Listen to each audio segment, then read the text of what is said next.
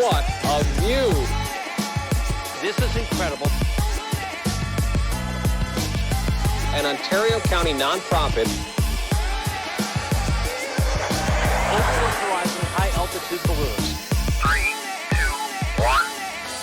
1, launch. Hey guys, Tori here from Overlook Horizon. Good morning, everybody. It is a nice Monday morning here on 9 o'clock in the morning on February 17th. We're here for Starlink-4 this morning. So good morning to everybody here. Hopefully everybody's having a good day. We're a little bit earlier than we would typically be for these Starlink launches because after, if you joined on the last one, we had a little bit of excitement, I would say, I guess, on the stream with all the new equipment and stuff like that we've got going on here. So I want to make sure that everything is working properly here. We're going to kind of play around with some stuff, make sure everything's working right, and make sure we don't have any issues this morning. I guess no guarantees. We may have some issues this morning.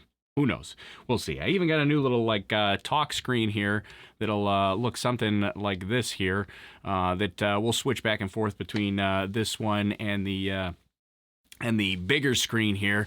I don't know. This is a little bit different here. We've got the countdown climb. Let's try that again. We have the countdown timer up in the top corner there.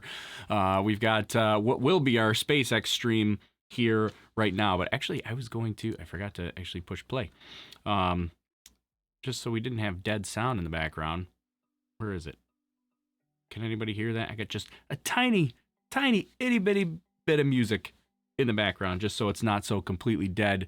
So we'll try to do a little bit of music in the background there while we're talking here and chatting it up a little bit. If you're not part of the Discord channel, just to fill you in on everything that's going on here before we get into all the SpaceX and the Starlink stuff this morning. So we did a couple of private streams for our Discord only people, and actually it was also on Periscope. So if you follow us on Periscope, that was public. And actually I think on Facebook too. So we had a mishmash of public and somewhat private streaming tests. What was that, last week? Last week is when we did that to kind of test out some of the equipment, see how the audio was sounding, and test everything out. And so far, everything seems to be much better than the last time we did this with Starlink-3. So we've got lots of new audio equipment, lots of new toys and stuff here in front of me to help control the stream as a one-man production here. And so yeah, we added another overlay here, and you'll see, I don't know, I want to try to add some alerts and stuff like that to it to make it a little more interactive and fun. I don't know. Is that a thing? It could be. You guys let me know if you like it or if this is just completely silly. So hello to everybody. I see all your comments here coming in. Dan says it's Monday. Yuck. I would agree. It's still winter. It seems, well, we've been pretty mild here, but I'm ready for winter to be done. Brandon says the streaming PC seems to be working a little bit better. It is much better. If you remember last time, our CPU was pegged at like 99%. We did some upgrades. I also switched from Wirecast to OBS, and OBS actually makes a huge difference in the performance of my PC here. It's way down. We were pegged at like 99% CPU usage before. Now we're at right now we're hovering around 35 to 40%. So that's much better. Yeah, and Donald says the audio is a lot better than the last I saw / heard. Thank you, Donald. That was probably the biggest thing that I really wanted to improve on was the audio. So not only did we upgrade the audio, we've got a new audio interface that's controlling the EQ a little bit better. So hopefully my voice sounds a little bit better. And we've also got a compressor on there. So a compressor just makes sure that if I spike and I talk really loud all of a sudden, it just crunches that audio down so that it doesn't spike in your headphones or whatever you're listening to, and so I don't clip over the top. It also has some makeup gain, so if I start talking really quietly, all of a sudden it kind of boosts my voice up a little bit. So when I get tired and I start talking quietly, you guys can still hear me. And you're not constantly putting the volume up and down and up and down. And all of a sudden when I'm like, hey, you're like, oh my God, my ears. So hopefully that's a little bit better. Let's see. Who else do we have here? Hello from, we got a couple people. Oh no, I see. Hello from Germany. Hello, Germany. Thanks for joining in this morning. Good morning. It's 1 a.m. for me. Ooh, 1 a.m. Yeah, it's 9 a.m. here. So it's coffee time. I do have my coffee here, by the way. I should jump into that a little bit. I'm going to try to mute it while I sip my coffee so you don't hear me slurping away at the coffee. Let's see, 8:20 there where Deborah is, 6:20 for Alex Ziggyful over on the West Coast. We got Raj from over in the UK. Hello, Raj. Thanks for joining in today. Let's see, 1:20 a.m. for Jezerman. 6-7 can't find the Discord link. Somebody, I think Alex Ziggyful. Alex, can you invite people to the Discord? Are you in our Discord? Somebody, I'm sure Gregorius or somebody, maybe Sebi will come along at some point. We could share a Discord link. There should be one in the description of the YouTube video. If not, I can probably put one out. That's what we should have. So I started setting this up beforehand. I wanted to have some like chat commands. I never really knew what the chat commands were used for or who is, but if you have any ideas for chat commands for stuff like this, I think this would be a perfectly good thing. To have a chat command for a Discord link, that somebody could link to our Discord for who was that? 6-7 that wants to join the Discord but can't find the link. I think it's in the video description for YouTube, but I'm not 100% sure. So we'll see. Mark says because you will get excited talking about my audio. I'm sure at some point I do go up and down. Let's see. Good day from Australia. We even got Australia here. But we got everybody around the world here. So glad to have everybody going on. So Brandon wants to know any word on the weather situation at the Cape. So we can jump in and we can start talking about some SpaceX stuff here. So we do have things are actually looking very good from the weather standpoint this morning. Pretty much for everything but upper level winds, we have 90% chance of acceptable conditions here this morning. So your ground level winds, your precipitation, cloud cover, all that kind of stuff, everything is pretty much 90% chance of good weather in that respect. But they don't factor in upper level winds when they consider that percent chance of weather violation there. So it's a 10% chance of violation, 90% chance that it will be good to go. But the upper level winds, they don't factor that into the percentage there. So right now, it's pretty much just set at a moderate level for upper level winds. So here, these are our actually these are temperatures. I was like, wait a minute, that's not right. There we go. There's our wind speed. This is ground level winds here. Super calm over Cape Canaveral for ground level winds. We're looking at like 5 to 10 mile per hour winds there. But you get a little bit higher, which would be somewhere around like starts around this point. Here's your upper level winds. This is pretty much the level of where the jet stream is. And this is a little bit quicker here. We're talking 100, 110, 115 mile per hour winds. That's usually, so you're looking at wind shear is the issue there. So it's actually better, to have kind of a gradual increase in winds. It's not as bad as if you're at super calm winds at the ground and you fly up and then all of a sudden, boom, 110 mile per hour winds. That's no good. Rockets don't like that. But yeah, so this is the concern this morning is the upper level winds here. Jet stream pretty much going directly over Cape Canaveral there. Pretty high-paced winds there. And if you go up a little bit higher into the 12-kilometer range, you're 100, 125, 128, 100. Well, there's 100 jumping over 130. So yeah, 100. We got some feisty winds here this morning. So that's the thing to watch out for is those upper level winds. And that's the those are always the big issue in the I don't know, especially this time of year for Cape Canaveral. You get a lot of scrubs for those upper level winds. 6-7 said I looked in the description, I can't find it. All right, bummer.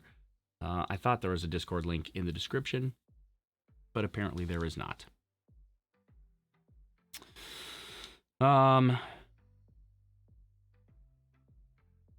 Let's see. Talk about aerospikes. I don't know what do you want to know about aerospikes, but let's see. Everybody's still checking in. Talking about Soyuz can launch into anything. This will be really nice. This will be really nice for the race fans at Daytona. Oh, that's right. Daytona was supposed to be yesterday, wasn't it? And they postponed it till today. I don't do a ton of race car watching. Did when I was younger, but not recently. But yeah, I think Daytona was yesterday, and then it got postponed till today. Because what? Precipitation, was it? Because yesterday I heard it was just raining like crazy yesterday. Where's my other browser window here?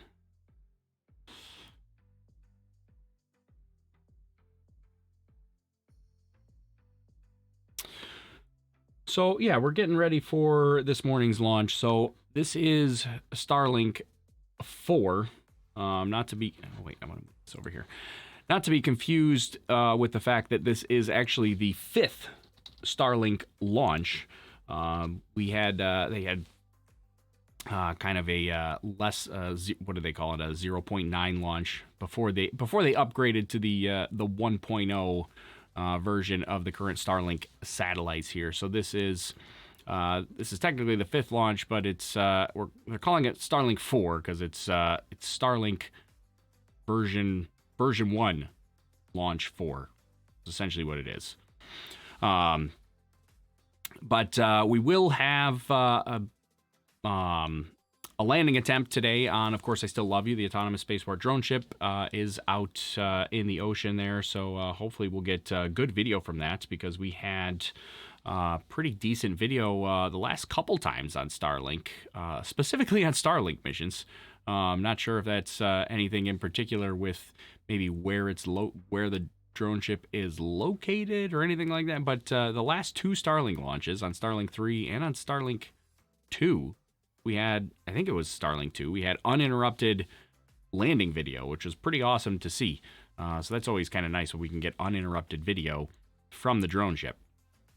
And then we're also going to have a fairing catch attempt, but that's not going to be until about 45 minutes after launch. They don't typically stream that, but depending on the timing, sometimes they will quite often show that on the webcast just prior to satellite deployment. So they, because usually satellite deployment is typically about 45 minutes, 50 minutes. I was just trying to pull up the press kit for today. I usually pull that up ahead of time before I start the broadcast, but I forgot today. Here it is. This is what I was going to pull up and switch over to here. Yeah, so here's the press kit. Oops, that's not what I wanted to do. I wanted to do that over here on this window. So this is our timing here for today. Oh, this is much different. Actually, I heard it was different, but I didn't look at the press kit ahead of time. So this was on my stuff to bring up here today. So they are not doing a second stage circularization burn, which is very interesting for today. I didn't realize the timing was so different. I didn't look at the timing, but that's interesting. Sorry, still got that cough. The timing, much different here today. I guess I should have looked at this ahead of time, but timing is much different. Usually they're deploying those satellites 45, 50 minutes after launch, but not today. Today we're looking at 14 minutes. Big difference here. And that makes sense with the fact that I knew they weren't going to do a second stage circularization burn. But now it looks like they're going to circularize, because that's not even enough time to actually to even get close to well, I guess they get somewhat close to circularization because they are in a parking orbit. But yeah, they're going to be deploying those satellites just 14 minutes after launch. That's a big difference there. Everything else here is pretty standard up to launch and landing just after 8 minutes there. But yeah, that new deployment there at just 14 minutes, that's a big difference. And that's potentially that could be a cost savings bit there too, because if they don't have to do that circularization burn, they're not going to burn off nearly as much fuel as they would if they have to circularize. Although typically those second stage circularization burns are really, really short. Don't need a ton of fuel for that. In the grand scheme of things, it's really not a ton of fuel. What is this? Brandon sent over a whole bunch of links over on the Facebook page there. Let's see. Does that Discord link still work? I could go share this over on the, I think 6-7 is over on YouTube looking for a Discord link. Although I just saw a bunch of people join Discord, so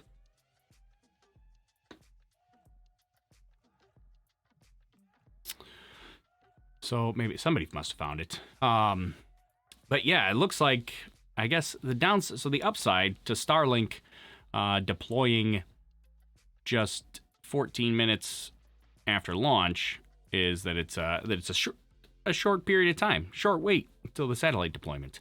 The downside is, as SJO points out on the YouTube channel, is that they're likely going to end the webcast well before we get any sort of view of the payload fairing recovery for Mischief and Mistree. So we probably won't see that today. Or if we see it, it'll be on Twitter, basically. They'll post it. Usually Elon or SpaceX will post it on Twitter a little bit later. But yeah, with it being 14 minutes after launch, we won't have any sort of view. They'll deploy those satellites, and then they usually end the webcast pretty quickly. They're not going to stick around just for the sake of sticking around. So they'll probably end that pretty quickly. That's a bummer. I kind of like seeing those views like live right here. So, hey, Gregorius made it. Hey, Gregorius, thanks for jumping in here. Let's see. Jeff wants to know about the weather. We'll jump back to the weather here in just a minute. Trying to find out about Ariane 5. For James Webb Space Telescope. Let's see, how many space balloons have you launched? We've launched, what have we launched? 21 missions so far. 21 of our own missions. I've helped on other people's missions, but 21 of our own missions.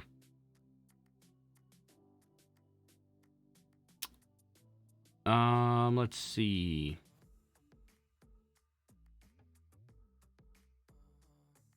Foxy's on holiday. Yeah, today's technically a holiday, but I do have to go to work after this, so I don't have a holiday today, but it is a holiday here in the US.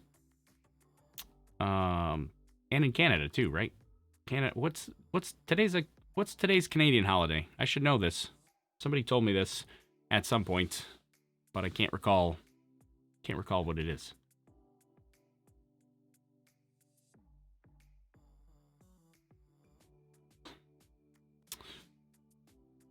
So let's jump back here. I'll pull the weather back up here so we can just at least have it in that bottom screen there just for a bit so you can get an idea on what we're looking at for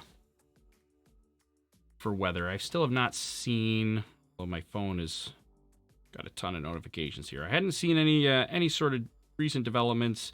I guess the biggest one is that we are go for propellant loading. So they are going to actually load propellant into the Falcon 9 rocket. That's always a great sign. They're going to load propellant. They're actually really going to try. They think that there will be a chance and that there is a window of opportunity to actually launch today.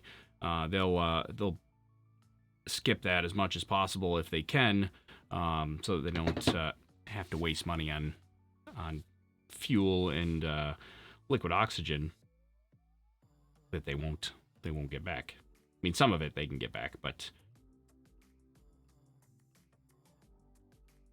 yeah, that's the biggest development on weather that we haven't talked about yet. Family Day. That's it. Foxy Paws. Thank you. Today's Family Day in Canada. I knew it was something interesting that was I don't know, not like a particular like celebrate. I guess family. I don't know what I'm trying to say. I have no idea. John Wilson says Family Day today. Yeah, thank you, John. Thanks, Foxy. Yeah, so Family Day in Canada. That's what I didn't know. Today we're President's Day here in the U.S.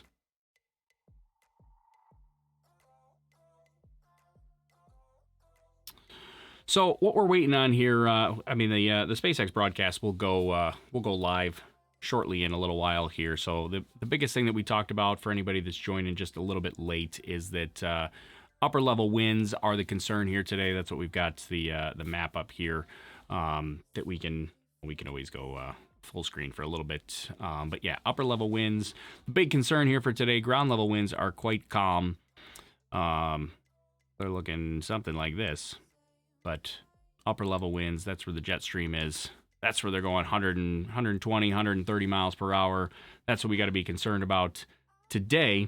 And typically those upper level winds, they're gonna keep measuring those. They're gonna measure them by weather balloons, and they're gonna measure those right up until typically they launch the last one. I want to say it's like 30 minutes before launch that they launched the last one, and then by the time it actually gets up to altitude, it's about right before launch time. And they launch a series of them, so they're constantly getting balloons in through the upper level jet stream, and there's another balloon behind it that will go through the upper level jet stream as well to get those upper level wind measurements. And so they're doing a number of those. They're doing a number of those launches, and they'll keep those measurements going right up until prior to launch. And the balloon will already be in the air, but the data won't be back yet. And so the weather officer, right before the last couple minutes before launch, will have that last bit of data coming in to say whether or not we're gonna be able to go today.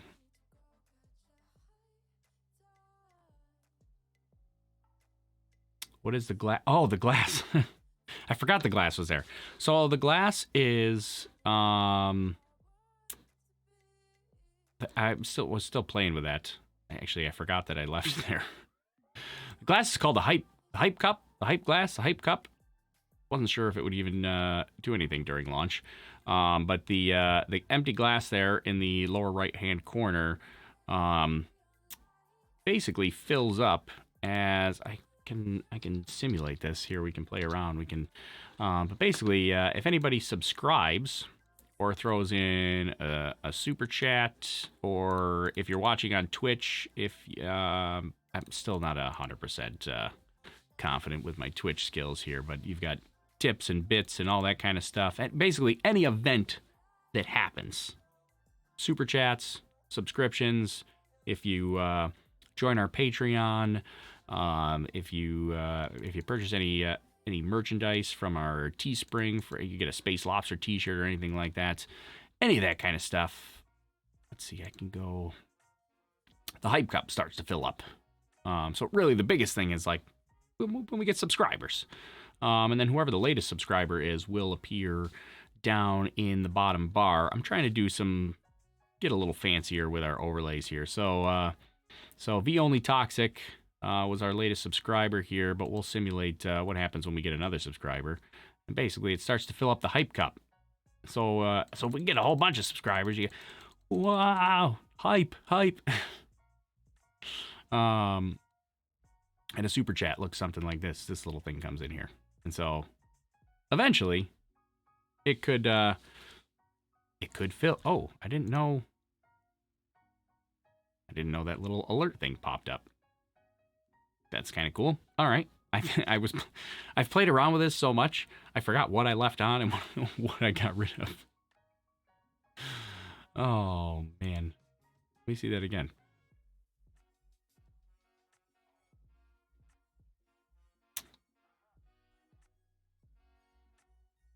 Let's see. How do I do? There it is.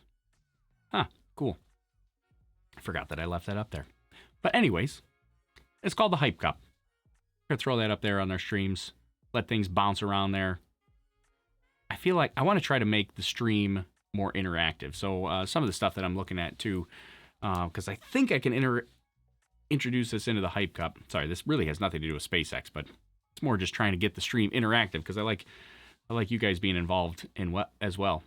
So I'm trying to get like chat commands involved, which would also interact with the Hype Cup, and then you could potentially have, whoever's the most active chatter get their name up on the stream as well here. So we want to trying to do some things to get it a little more interactive, so that when you're commenting, if you're a integral part of the show here, then you get rewarded basically by being up on the screen and being recognized here, so that because I can see it clearly as well. Sometimes it's hard to tell as all the comments are going by, but yeah, some random cool little interesting tidbits just to make the stream a little bit more fun, especially during this early time here when we're kind of just hanging out waiting for SpaceX to get started. I mean, typically at this point I could actually I would go through and we'd talk a little bit more about the SpaceX stuff here, but today, since all this stuff is kind of new, I'm kind of just playing around and monitoring everything like, oh, okay, it's all working.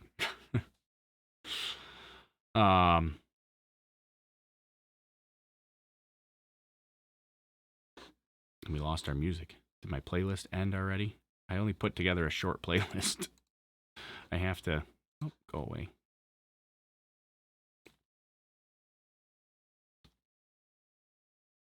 What happened to our music?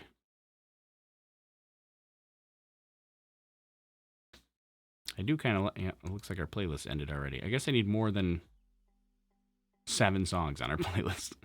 I'm working on that.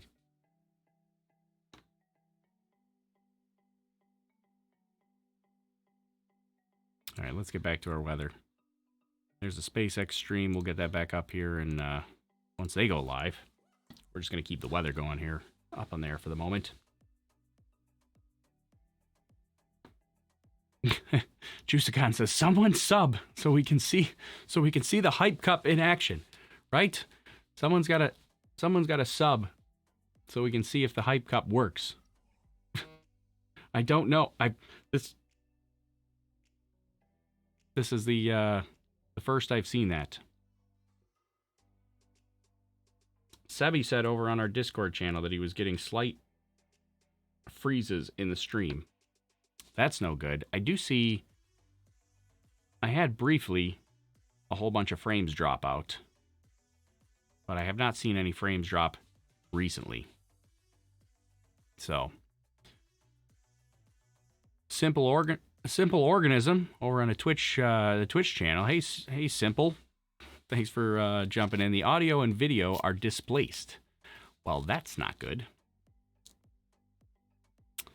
That could be troublesome. I do see.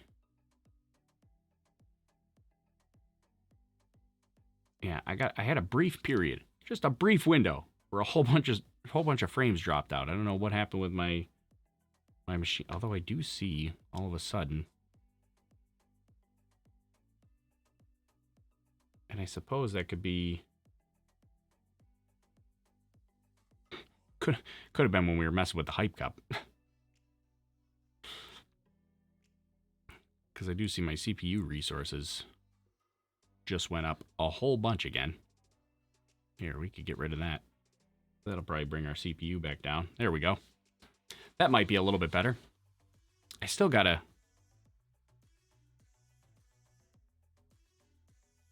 Yeah, I think that's what it was. Brandon says when you were messing with the Hype Cup, the frames dropped out. That must have been what it was. When we were messing with the Hype Cup, all of a sudden, must have had too many windows open. I'm still gonna try to upgrade this this PC here, but we're gonna try to push through it as is for the moment, because I haven't seen any frames drop out since then. It was just when the Hype Cup came in that we had some issues there. That's all right. SpaceX will be coming in a minute here. We're gonna listen in to what's new there, and I want to hear. They haven't really put out a reasoning, at least not that I've heard. If anybody's heard any differently, I knew that they weren't going to do that second stage circularization burn and that this was going to be a little bit of a different profile for launch. But I did not hear any sort of reasoning behind it. So if anybody knows any reasoning. Also, I forgot to mention this too. There was a whole bunch of fog this morning. Kind of made it look a little bit like Vandenberg-ish. Vandenberg is pretty known for their fog out there. Let's see. Hey, Deborah. Look at that. Thanks, Deborah. Deborah's the first super chatter testing out the hype cup. Look at that. It worked. Thanks, Deborah. Appreciate you testing up the hype cup, filling us up here. Deborah's going to get her name down there in the bottom here for the rest of the stream there. So thanks, Deborah. Thanks for testing us out and being a guinea pig here for us. We wanted to get that tested up, so waiting patiently with Deborah on the hype cup. It did come in. It's a good question. I'd be curious on what the delay is between when you guys saw Deborah's thing come up. I saw it almost instantly on my end. It was within probably 10 seconds or so after I saw the super chat come in is when it popped up. So probably be about 30 seconds for you guys. So yeah, thanks, Deborah. Appreciate that.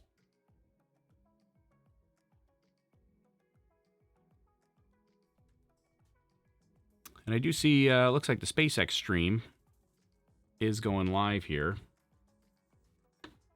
So we're going to need to, let's see, stay with the SpaceX stream, but I'm just going to move this window over here.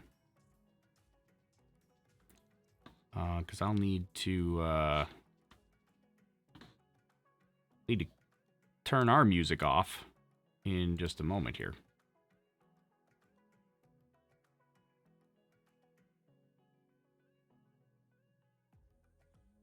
Let's see. All right, move that. There we go.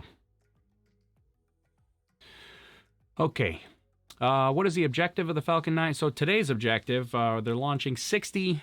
So yeah, we probably should talk about SpaceX a little bit. Today they're launching 60 Starlink satellites. This is the fourth operational mission, fourth V1 or 1.0 version of the Starlink satellites. They're launching another 60. So they've done 3 of these prior. They also did another one that was a version 0.9, we're calling it. So essentially, but with the version 1.0, there were 3 other launches, also with 60.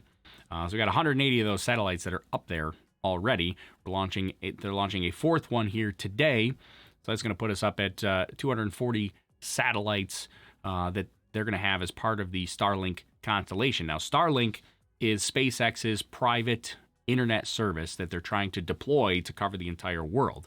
And it's pretty incredible to see how quickly those numbers add up. I mean, you kind of look at it and you're like, oh, they've only done 4 launches so far. But then when you start talking about the numbers and you're like, oh, well, this is going to be over 200 satellites that are up there now.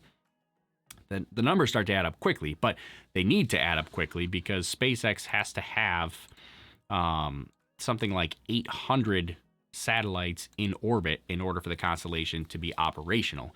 And then their goal is they have to be in the thousands range, like 4,000 to 5,000 satellites to be like optimum conditions to actually have like a worldwide service.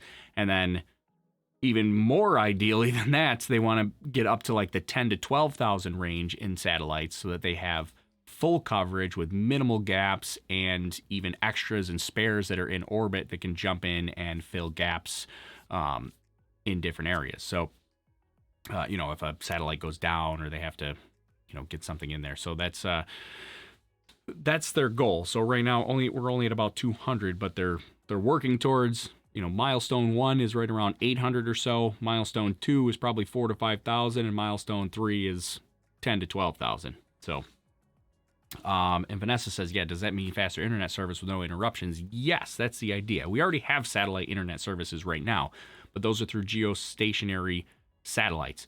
Very far away, the latency for your data connection that's going from the ground all the way to a geostationary satellite and then back again very high latency, slows your communication time down. So this is low Earth orbit, but in low Earth orbit, satellites are passing by really quickly. They don't stay overhead like a geostationary satellite does. So these low Earth orbit satellites, you have to have lots of them so that one passes over and there's another one right behind it to pick up the connection, and they're just constantly doing that. You got satellites that are just flying by. You like those sound effects?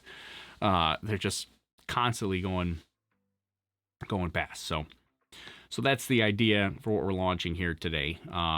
This is also the fastest booster turnaround that SpaceX has ever done. We're only at 63 days here today. So this just flew the JCSat mission in December, and 63 days later, they're launching a Starlink mission. So this is the fastest turnaround that SpaceX has done. The Block 5 boosters that SpaceX has are supposed to be capable of turning around in 24 hours, although we've not seen that yet or really seen anything too close to that. So we're gonna see if they can shorten that down a little bit. Sorry, I got a little bit distracted because I see some of my frames dropping. I don't know if it has to do with the hype cup, but we may have to axe the hype cup. I don't know. We're playing around. We're testing it, but yeah. So I do see SpaceX is going live here. We're gonna have to get our music shut off. How do I do that? Shut that off here, and then we'll switch over to the SpaceX stream. We'll listen in here. It is 9:55 a.m. Eastern on February 17th, and you are looking at a live view of the Falcon 9 as it awaits its targeted 10:05 a.m. Eastern Time launch from Cape Canaveral Air Force Station in Florida. Happy Monday from SpaceX headquarters in Hawthorne, California. My name is Lauren Lyons, and I'm an engineer on the Starlink team here at SpaceX, and welcome to our live webcast of our 5th Starlink mission. Today's mission will be the 4th flight of the booster that you see on your screen. Most recently, it flew back on December 16th, which represents our quickest booster turnaround to date. And if this launch goes as planned, it will mark SpaceX's 80th successful launch and 50th successful landing. On top of that, we will again be attempting to catch both fairing halves with our recovery vessels, Miss Tree and Miss Chief. Now, we've got a shorter mission duration today, so we won't see those views live on the webcast, but we'll push out an update one way or another after the fairing has made its way back to Earth. We are continuing to count down to liftoff, but if for some reason we have to call a hold on today's launch, we do have a backup opportunity tomorrow, Tuesday, February 18th at 9:42 a.m. Eastern. But at this time, all systems are go for an on-time liftoff. My name is Jesse Anderson, and I'm a lead manufacturing engineer here at SpaceX. As Lauren mentioned, today's mission will be shorter than previous Starlink missions, and that's because we are executing a direct inject of the Starlink satellites into an elliptical or oval-shaped orbit. In prior Starlink missions, we deployed the satellites into a 290-kilometer circular orbit, which required 2 burns of the Merlin vacuum engine on the second stage. Keep in mind the stack of 60 Starlink satellites combined is one of the heaviest payloads we fly, so putting them directly into this orbit requires more vehicle performance and makes recovery more challenging. Going forward, and starting with today, we will deploy the satellites shortly after the first burn of the second stage, putting the Starlink satellites into an elliptical orbit. Once checkouts are complete, the satellites will then use their onboard ion thrusters to move into their intended orbits, an operational altitude of 550 kilometers. With this change, our webcast runtime will be a little bit shorter. We'll wrap up just after deployment at T plus 15 minutes or so. The Falcon 9 that you see on the pad there has been loading propellants since T minus 35 minutes, and as a reminder, we use a rocket-grade kerosene, or RP1, and super chilled liquid oxygen, or LOX, to power the Falcon 9. Currently, our RP1 is nearly fully loaded on the first stage, which is the bottom 2/3 of the vehicle that you see there on your screen, and that top 1/3 is our second stage, and at this time, the second stage is fully fueled with RP1.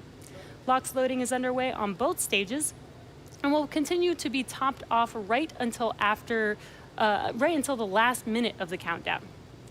The stack of 60 satellites is safely enclosed inside of the 17-foot diameter payload fairing, and there you can see on your screen is the flat stacked satellites. There is the fairing at the top of the vehicle, that pointed enclosure there. And once we reach the vacuum of space, we will deploy the fairing as the second stage continues on its way to its final orbit. As for weather, we had some rough weather over the weekend, but so far today, weather is looking good for an on-time launch. We will continue to monitor this all the way down to T-0. The Air Force range is prepared to support today's mission. So with that, the vehicle, satellites, weather, and range are all looking good for an on-time liftoff just a few minutes from now. As I mentioned at the top of the webcast, today's launch will be the fourth flight of this particular Falcon 9 booster.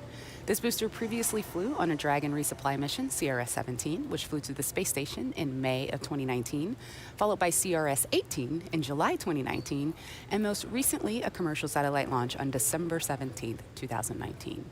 It's been just under 8 weeks since that booster returned, which makes this our fastest turnaround to date.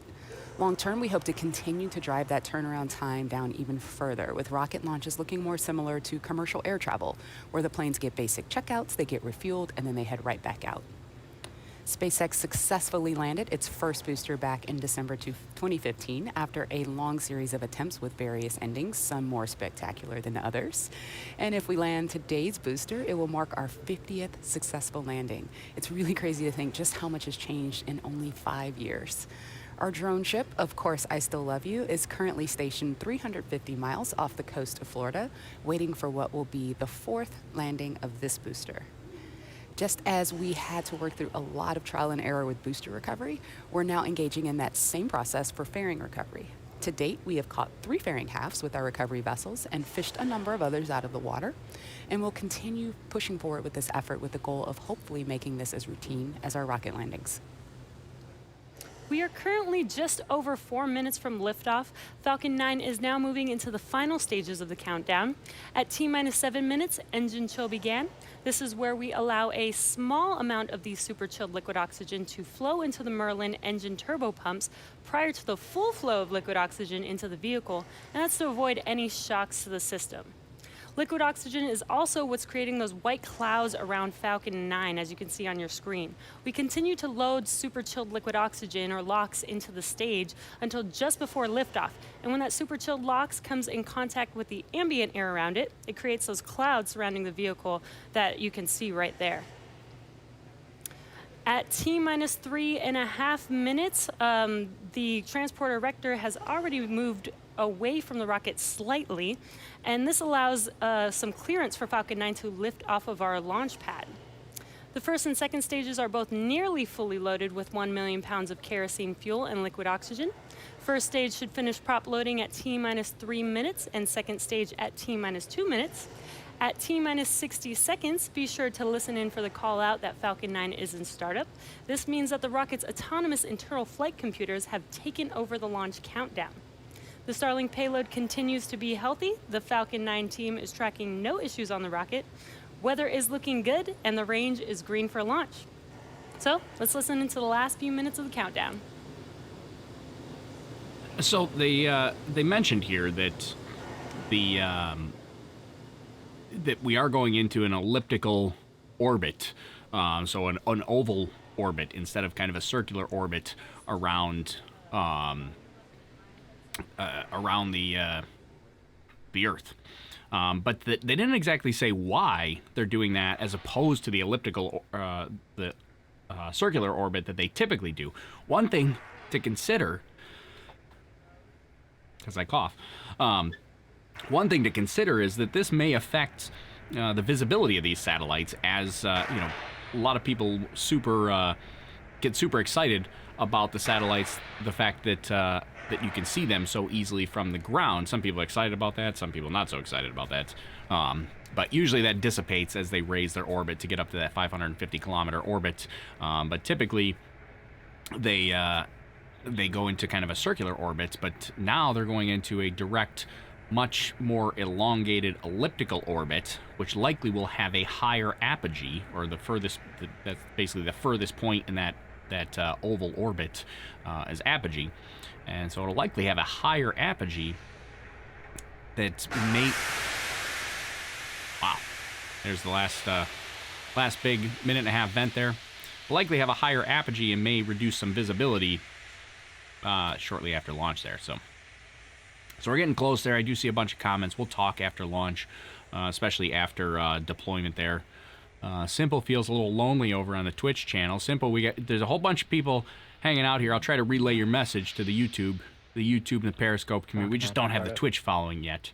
But in case anybody wants to send a hello to Simple over on the Twitch channel, he feels a little bit lonely. I think he might be the only one watching over on Twitch right now. Sorry, Simple. LD is go for launch. Are there any support personnel on the drone ships? There are support personnel, but they're not on the drone ship during landing. So they prepare the drone ship, and then they get off, and they go off on the support ships. So that's why it's called an autonomous spaceport drone ship, because it is autonomous, and those support personnel leave. They're relatively nearby, and then they come back after landing. All right, let's listen in. We're coming up on launch here. 15 seconds. 10, 9, 8, 7, 6, 5, 4, 3, 2, 1, 0. Ignition, liftoff.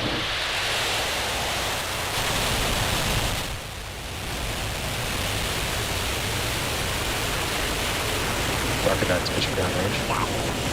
That's loud. Phase 1 propulsion is nominal.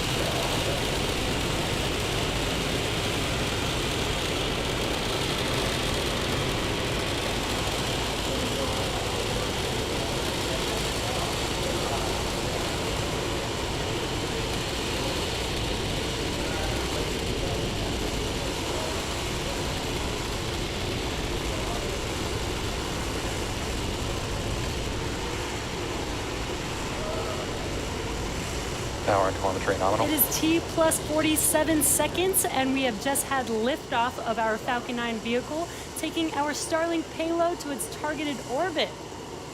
In about 15 seconds or so, we will be passing through max Q. Max Q is the maximum aerodynamic pressure that the vehicle will see throughout its Falcon 9 ascent. is supersonic. You should hear that call out in about 5 seconds or so. That was an exceptionally loud launch. I don't know why Falcon that 9 was is so loud experiencing maximum aerodynamic pressure. compared to other launches. And I mean, there's that call out for max Q. Coming up next in about a minute will be 3 events happening in rapid succession. The first of which will be MECO, or main engine cutoff, followed immediately by stage separation, and this is where the first stage separates from the second stage, and then followed by SES-1, or second engine start 1. MVAC engine chill. And you can see on your screen, this is a nice live view looking aft on the vehicle, so you can see those Merlin engines burning real bright right now with Earth in the background. I move myself over here so you can see the stats. I always forget to do that. And we're just about 30 seconds away. If you're just now joining us, the next 3 events coming up will be MECO, or main engine cutoff, stage separation, and SES-1, second engine start 1. And as we mentioned, today we will only be having 1 burn of the second stage. Yeah, so this will all happen pretty quickly here, relatively speaking. So landing is going to be at about 8 minutes, and then satellite deployment, landing for the first stage, booster, and then satellite deployment will be about 14 minutes. Stage separation confirmed. And there we've just had MECO, Acquisition main engine Bermuda. cutoff, and stage separation, MVAC ignition. and second engine start 1 on your right screen. That engine is starting up and should be turning bright red shortly here. There it is. Now coming up in about 5 seconds, we will have fairing deploy. Should also be able to see this on your screen. Fairing separation confirmed.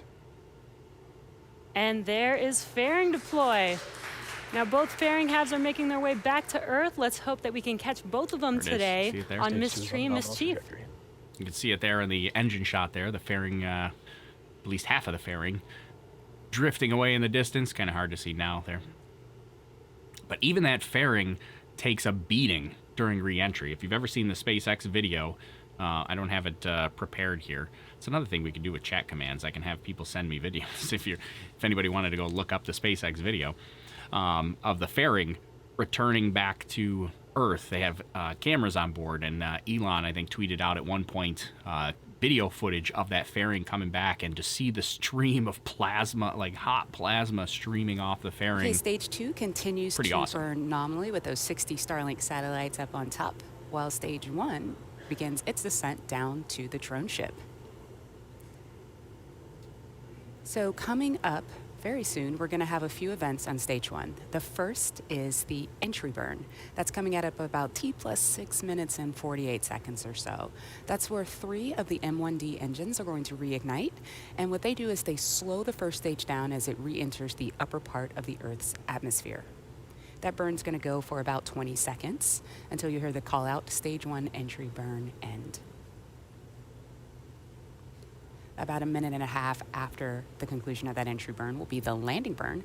Now that's where we reignite the center E9 engine on the bottom of Falcon 9 on that first stage. And what that does is then it slows the vehicle down to 0 velocity as those landing legs are deploying and hopefully placing this stage on the drone ship for the 4th time and hopefully marking the 50th successful landing of a Falcon 9 booster. I said this the last time too. I love this booster view, especially if you get constant video from the first stage booster, the one on the left there, especially when there's clouds underneath, because you can just see how fast the booster is moving. Stage 2 trajectory continues to be nominal. We're hearing that impact power is good, and everything is looking really awesome.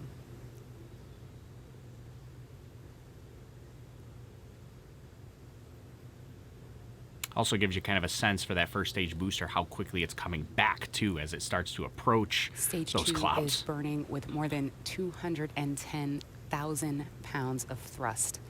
And the 60 satellites that are on top of that second stage are going to join the previous batches of Starlink satellites already in orbit, further filling in our constellation, which gets us another step closer to providing high-speed, low-latency internet access to people on that beautiful blue planet right there, targeting places what where is that? broadband connectivity options like fiber are too we gotta expensive go back to or that. unreliable or even sometimes completely unavailable.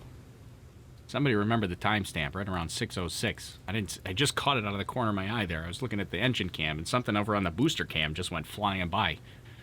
That was interesting.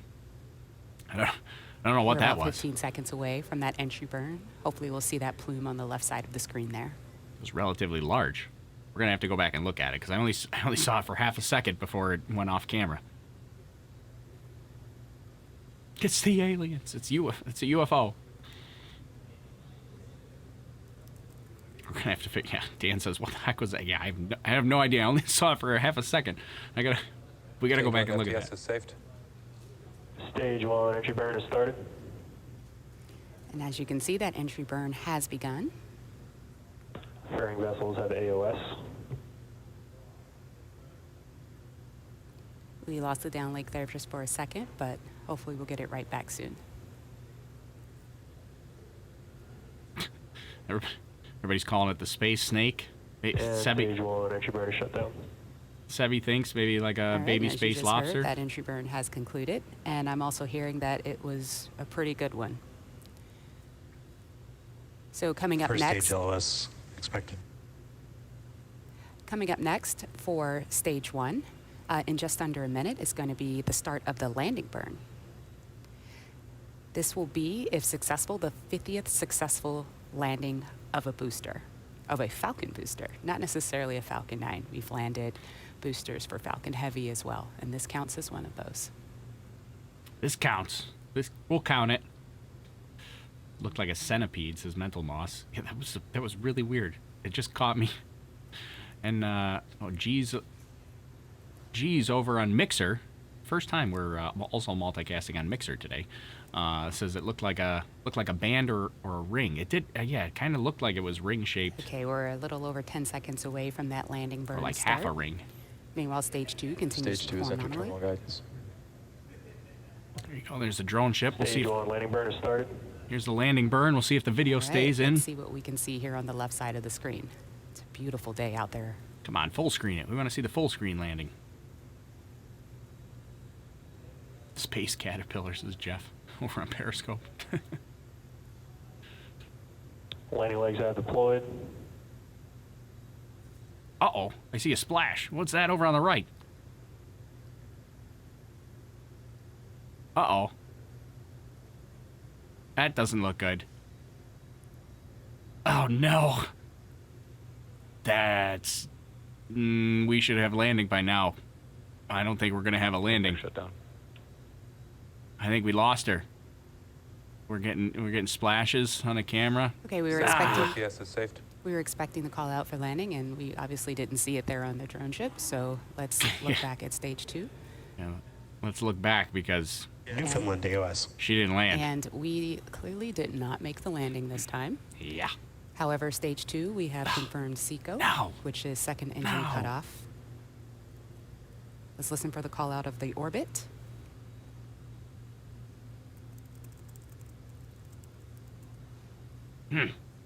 Oh, that's a bummer. We missed the drone ship. Cape LOS expected. And we have a good Nominal orbital orbit. insertion of stage 2. All right, now stage 2 is going to coast in this orbit for a few minutes, and during this time, it'll start to spin along its central axis, which gives the Starlink satellites the momentum that they need to space themselves out over time after they deploy. So we're going to take a really quick break here and then return at T plus 13 minutes and 45 seconds. All right, so we don't have a lot of time. Let's see. Can I do that? Oh, yeah, perfect. So what I was doing, so they've got some music playing. I know we had music playing earlier. I got to figure out, I think I can do this with my new audio interface to be able to play my music and not their music. I can't do that right now because they're both using the same fader on my audio interface.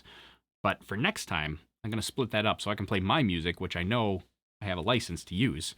But I can mute the SpaceX music because I don't have a license to use that, and I don't know if it's royalty free or if they're paying for it or anything, so I always have to mute the SpaceX audio. Otherwise, YouTube freak out. It's just because we're simulcasting on so many different platforms. Every platform's got their own copyright things. Particularly YouTube is so strict. But we got a bunch of stuff to look at. But we're going to look at that in just a minute here because they're going to deploy satellites. They're coming back at like 13 minutes. So they're coming back in like just a second here.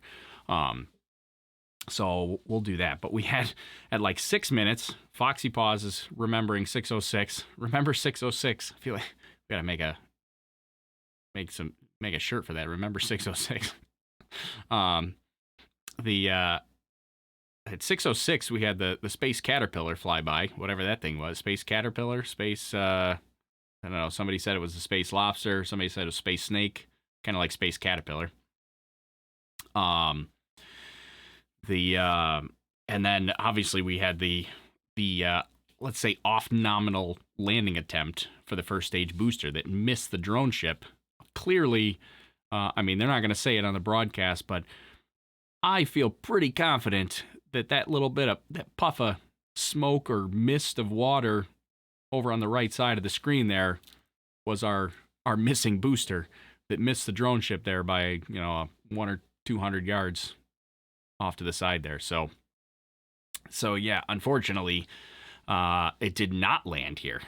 But I guess that's all right. The primary mission, which is getting the Starlink satellites into orbit, seems to be going just fine. But as Raj says over on Twitch there, he says booster may not have had enough fuel. So because they're doing this elliptical orbit, you got to remember, they mentioned it in the webcast.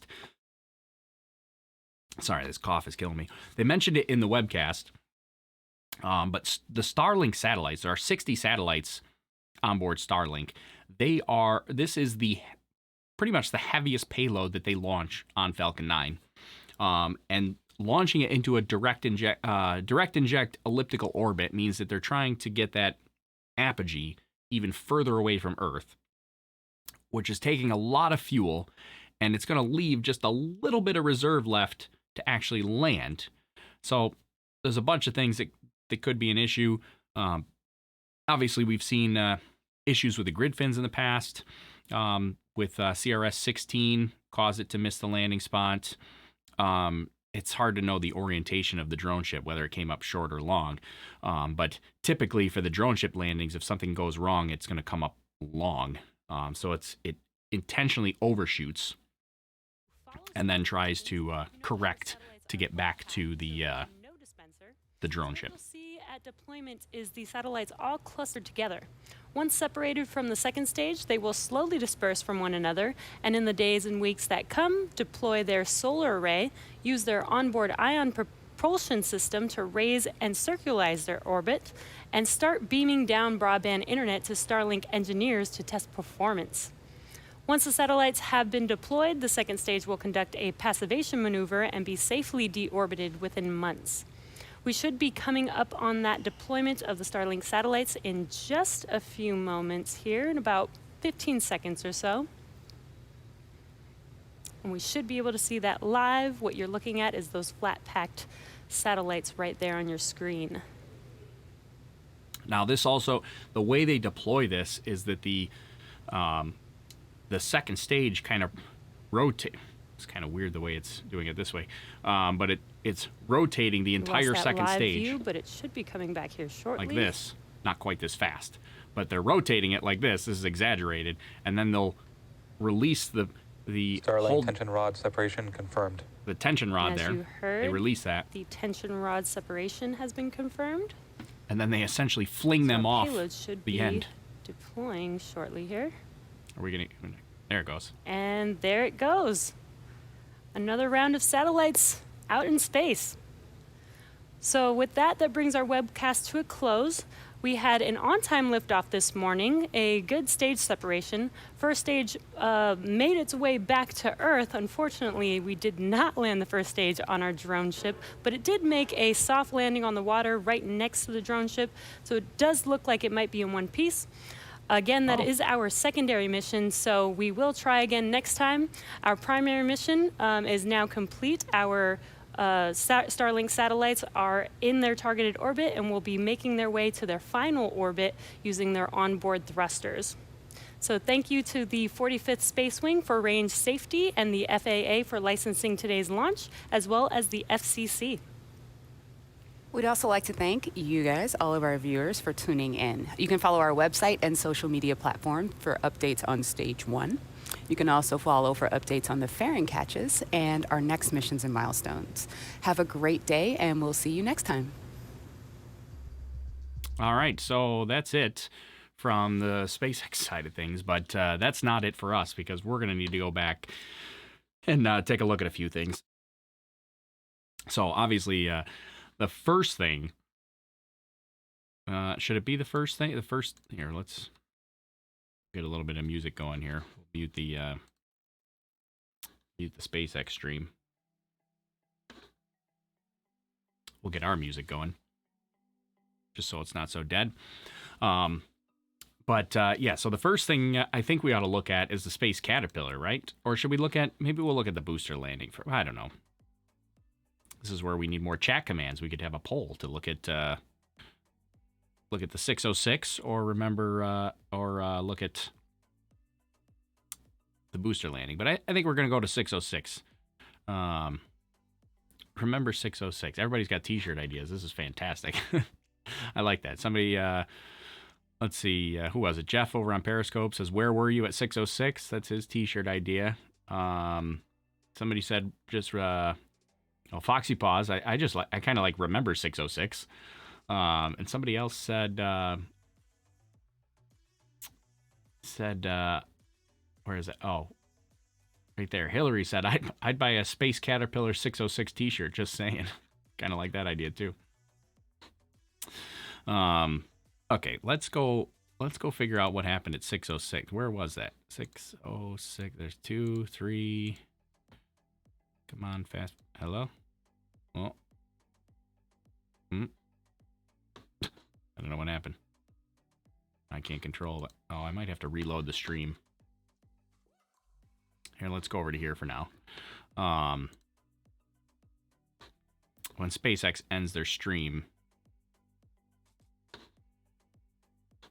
sometimes I have to reload the page because then the buffer goes away when they end the stream.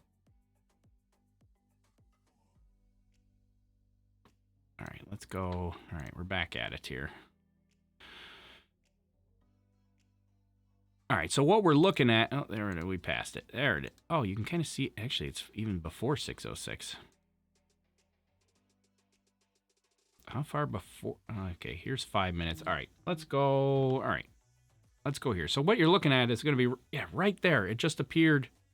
I can't point my finger that high. It just appeared. It's like right above my head.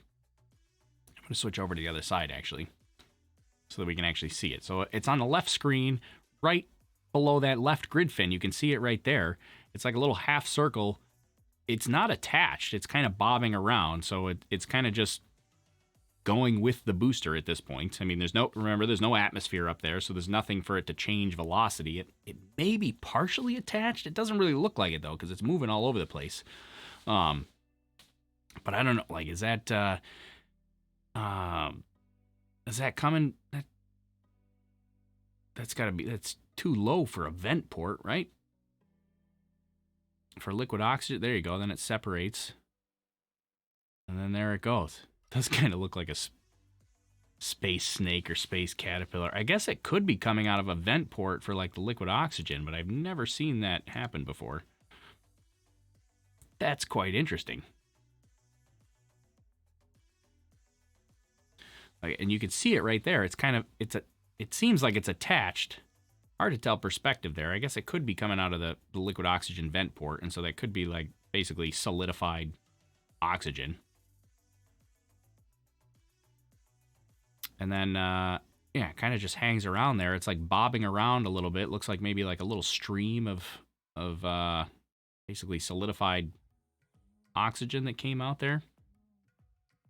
It looks like a bungee cord. Yeah, I think like one part is attached, and the other, and then right there it finally breaks free, bounces off the grid fin, and then kind of just floats away nice and slowly. That's interesting. That might be the biggest piece of random ice or oxygen debris there that I've seen yet in one of these broadcasts.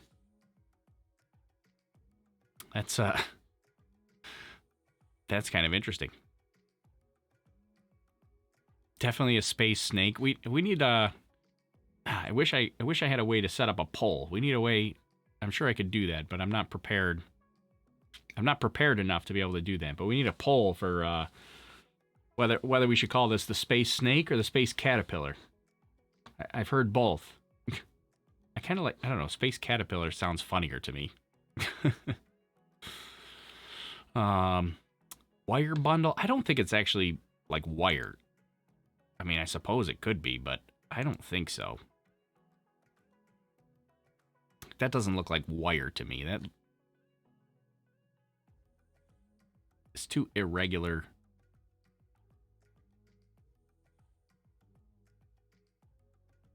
Yeah, I don't know what that is. My guess is it's from the vent port, which is why it's kind of elongated. Maybe like a little bit of venting of oxygen there that's solidifying like as it's coming out of the vent into the freezing cold space there. Or I guess it would be warmer, right?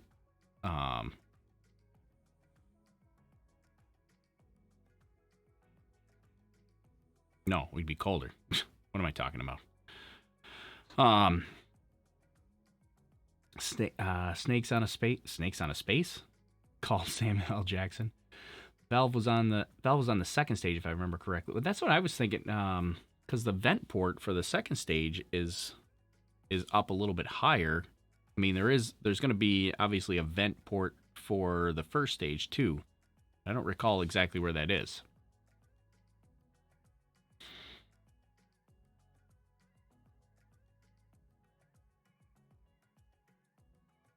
Looks like a gasket. How can that be? I know it is kind of flexible to be. The only thing I'm thinking is like, you know, maybe it's not completely frozen there. Why it's flexible? Where was that? Because the top section there, that little bit of a half circle.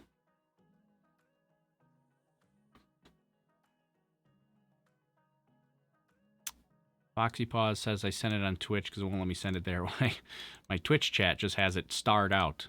I don't know what you sent. I can't actually read it. But yeah, there it goes. It kind of breaks off there. Maybe a shielded cable. There's not really any cables that are on the outside like that could break off. I think it's some sort of seems like a fluid leak to me. Either liquid oxygen or somebody said hydraulic fluid. Maybe, since it's so close to the grid fin. Maybe that had something to do with why it didn't land. Don't know.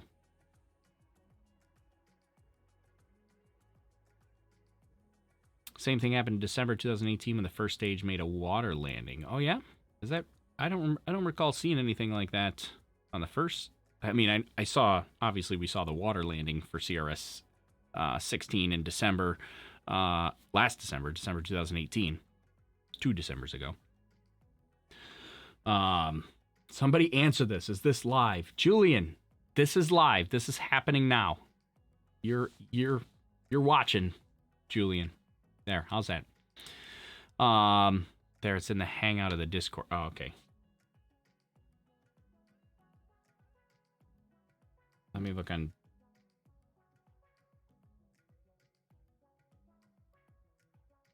Straw... Oh, there we go. Straw poll, snake... Okay. Here, let me, we need a poll on whether this is going to be Space Snake or Space Caterpillar. Let me get, Foxy created a poll for us. Let me publish it.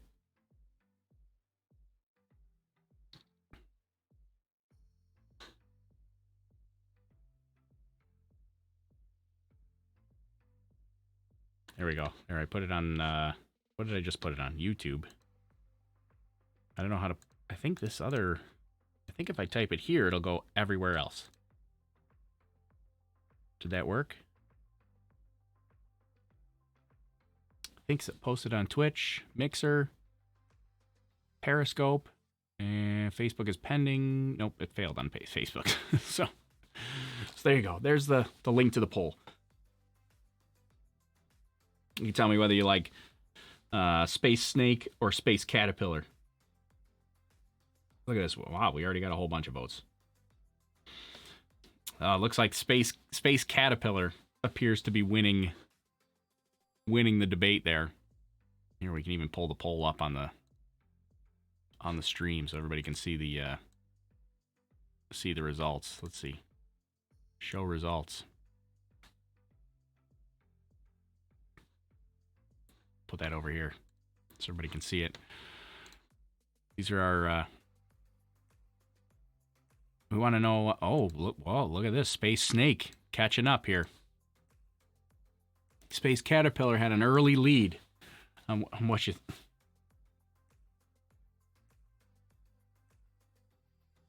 Here, we'll put that over to the side.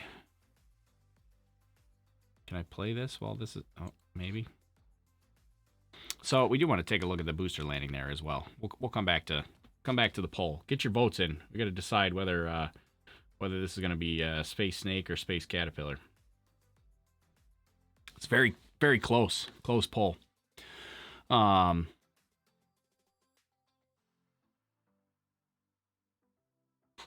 let's go find... all right, so we passed the landing already. Let's go see that landing. You could see...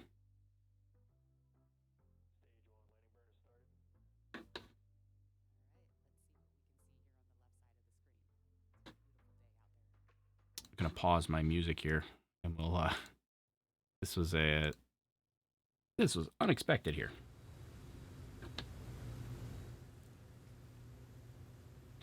But here's what we saw earlier. So we were expecting landing shortly after 8 minutes. We heard the call out for landing burn, so it did actually start the landing burn, which is a good sign. And they did say that we're a little over 10 seconds away from that landing burn start. And they did say that it landed softly in the water. So watch on the right side. There's stage 1 landing burn. So watch on the right side of the drone ship from our view there. Beautiful day out there. You'll see a little puff of... I'm going to move myself over here. You'll see a little puff of smoke or or mist from Landing the legs water. are deployed. Landing legs. Oh, there it is right there. You can see it over on the right side. Yeah, that's not supposed to happen. Screen. It's a beautiful day out there. Back that up a touch. Landing legs are deployed. Yeah. Yeah, that's definitely our booster over there on the right side there.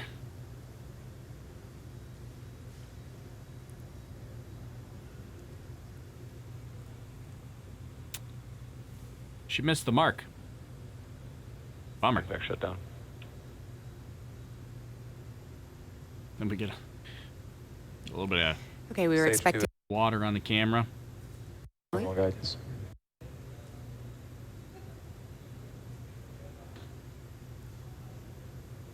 Landing legs are deployed.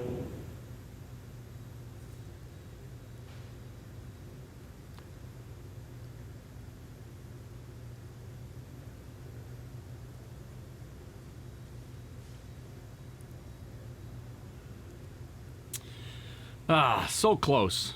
Well, that's a bummer. That we got no landing here for today. That's a shame. We how many times did this guy fly? This was like the 4th reflight for this booster, I believe.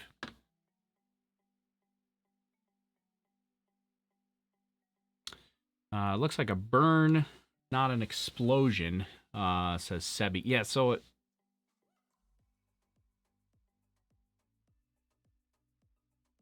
Oh, there you go. CMS Como. Can't really read that.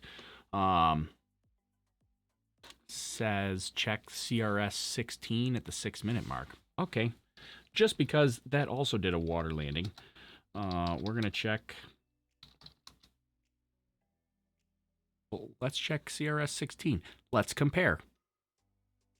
We'll go at T plus 6 minutes on CRS 16. So CRS 16 was from December 5th, 2018.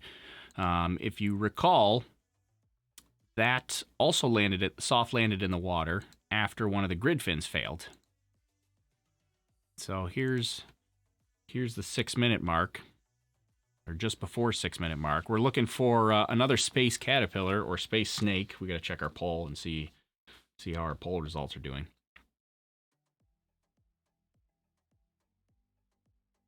But CMS Como says there's something at T plus 6 minutes on the CRS 16 launch. So this was a return to launch site landing. So that's, oh, look at that.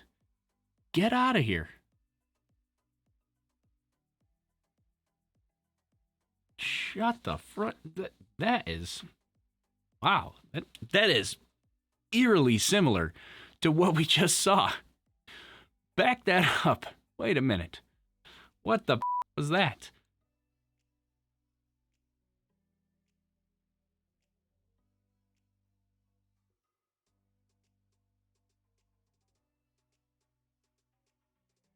Almost exactly the same. It pretty much is exactly the same spot.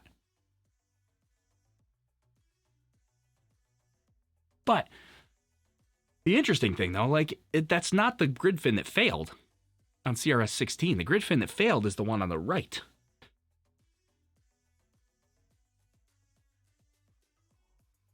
Because at this point, the grid fin's doing fine.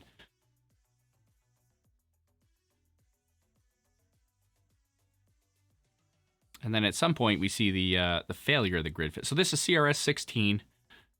Don't be confused. That one looks a whole lot more like ice. So here's the what is it? This has got to be entry burn.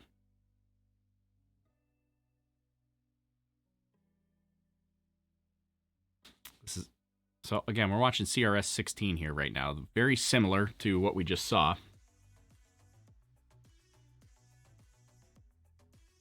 And then shortly after entry burn is when we got a little bit of a wobble.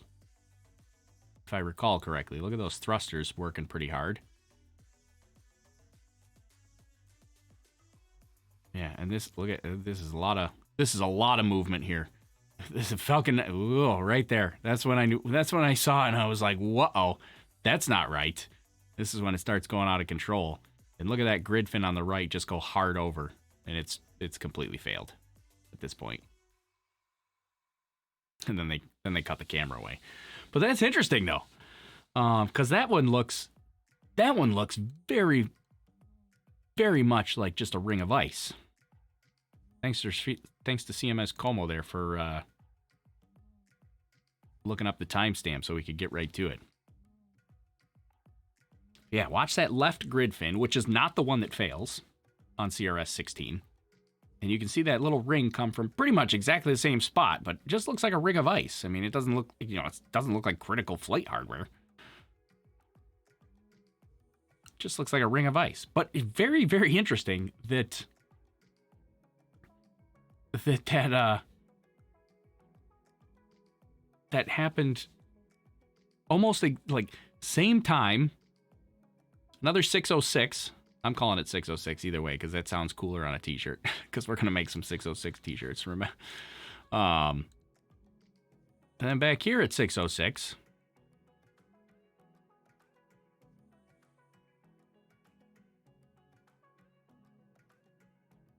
Or is this too late? Oh, it might have been before 606, but we're still calling it 606 anyways because I just like the sound of that better. And that's what I thought the timestamp was in real time.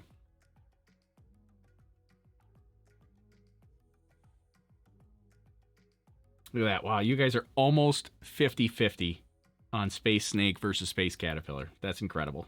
52% Caterpillar, 47% Snake. You guys got to make up your mind. Can't be 50-50 on this. Come on. But look at that. Looks like almost exact. I mean, it's pretty much the same thing.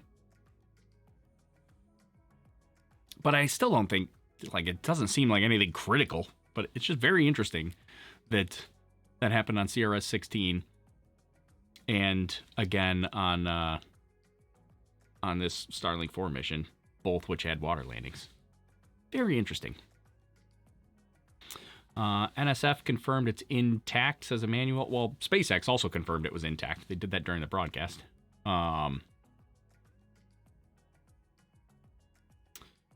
Let's see.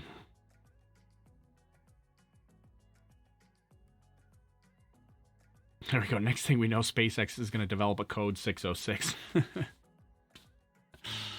If you watch it carefully, you'll see that it is extruded out. It's a leak of some sort that froze when it leaks out. Yeah, that's kind of that was my thought initially. Is like it seems like some sort of liquid that's basically extruding out of the vehicle and freezing as it's coming out.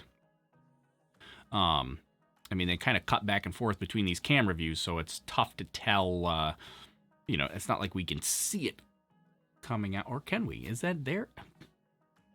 It almost seems like, now I just don't know if my eyes are playing tricks on me. I'm like, is it there?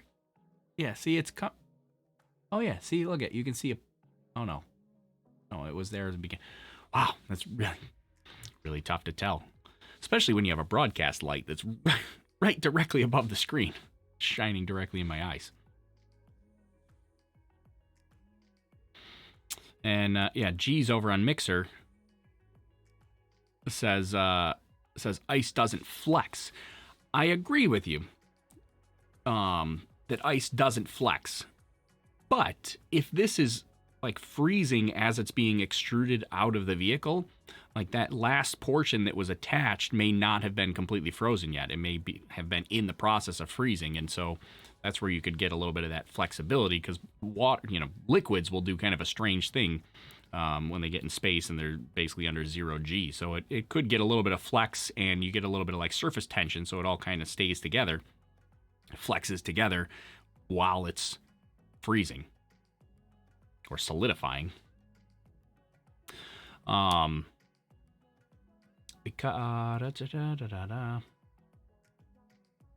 is the Earth curving up? Yeah, these are wide angle lenses. So we're gonna there's gonna be some wide angle distortion. Where can we get your shirts? I want them all. Well, there should be a link at the very top of the chat. I think it's pinned at the top of the chat on the YouTube channel. You can also go to overlookhorizon.com/shirts or /shop. You can go to either /shop or /shirts. The shirts are at /shirts. /shop, you can get, we've got our other random stuff, stickers and buttons and pins and that kind of thing. So, can you say something in Russian? No. Nope. Don't speak Russian. Sorry to disappoint. Go back to 10800. You can see it appear. I'm not sure what that means for the timestamp that you're talking about, but you're going to give me like a T plus timestamp. I can go back to that. I don't know what happened. Wow. Holy smokes. Down to 144p. Go back to... Oh, maybe that's what you were saying. Go back to 1080. Yeah, why were we not at 1080? Good question. Maybe that's why I couldn't see it. Here we go. I don't know why YouTube insists on giving me 144p. Yeah, so you can kind of see it like just barely visible, like right above my head there. I see like a faint outline. Then there it is. You could see it like once you get the white of the clouds behind it, then you can really see it. Hard to tell when you don't have the white from the clouds there. Interesting. I don't know why we're spending so much time on this. Alamda said, so that pushed the booster to the side, changed its trajectory by nanometers. I don't know. My personal feeling is that this really has nothing to do with the fact that the booster didn't land. I think it's completely unrelated. It's just interesting to me that this booster soft landed in the water and CRS-16 soft landed in the water, and both of them had this random space caterpillar appear. Seems like Space Caterpillar is winning the straw poll here.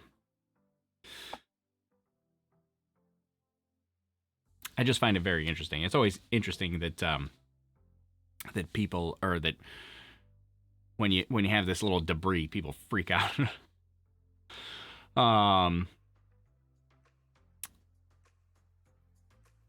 Yeah, SpaceX called it frozen condensation on CRS-16. Yeah, it could be. I mean, it looks like it's being extruded from the vehicle, so like I kind of feel like it's, I don't know, it's hard to tell if it's being extruded or maybe it could be condensation that froze to the vehicle and then just like peeled off. I suppose that's possible too. But it seems more like it's coming out of the vehicle, like maybe out of a liquid oxygen vent port or something like that. But yeah, I don't think, as the Z-Throw Cool said, I doubt it would affect the trajectory itself. Yeah, I don't think this affected trajectory. I don't think this had anything to do with that. I love how everyone's asking me to speak in different languages. Obviously speaking English. Yeah, I hate to disappoint you. I cannot speak different languages. Well, maybe. Parlo Italiano a little bit. That's about it. It's my family speaks that.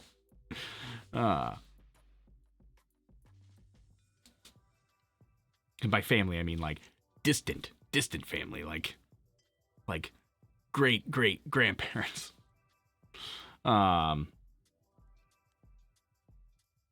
Nobody. It's not like I'm walking around my house speaking Italian these days.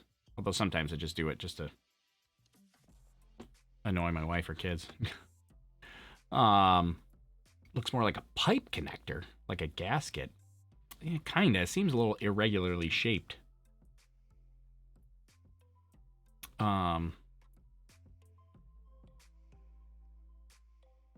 Seems a little irregularly shaped for a gasket. Sebi was laughing at the fact that I can bleep myself now. Yeah, I don't know. I just find that interesting. I do have a censor button where I can actually myself.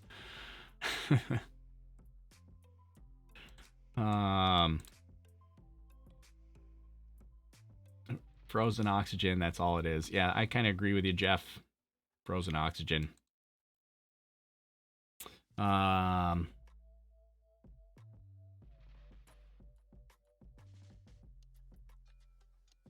You're dreaming. I don't know who's dreaming. Yeah, a lot of people think it's a gasket. Gotta go. Thanks, G's. Thanks for hanging out over on the Mixer, channel page. What, I don't know. First time we've gone live on Mixer.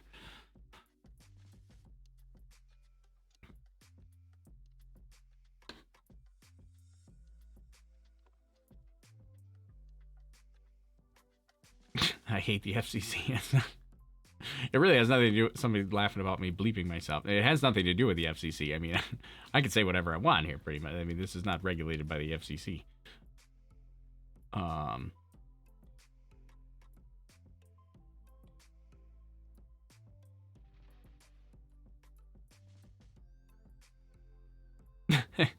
Foxy Paws. It's not just frozen oxygen. It's a space caterpillar made from frozen oxygen. Get it right. I kind of like that. I kind of like that better. I like the Space Caterpillar. I feel like we need some Space Caterpillar merch.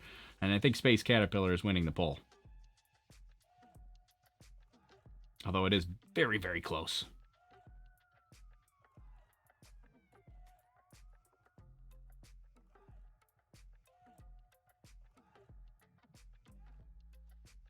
Yeah, it's also, yeah, We Be Good brings up a good point. It's very close to the camera and the grid fin. So size it's really tough to gauge what the size is for that thing. Like, it could be minuscule, but just the fact that it's so close to the camera that that's when it kind of makes it look large.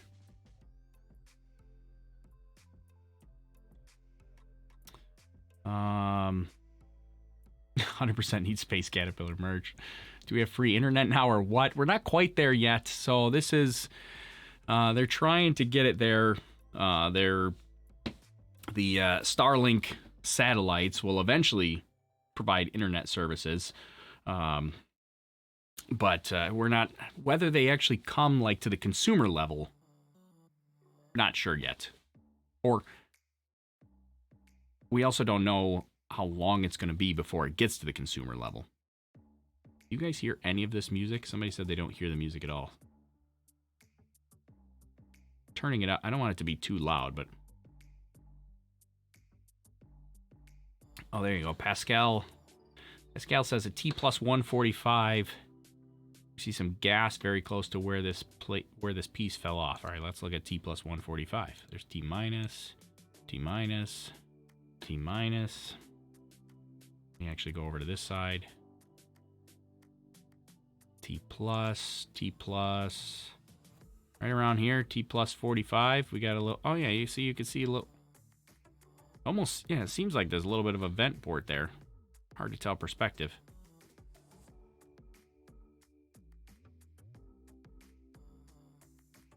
That's what Pascal's talking about there.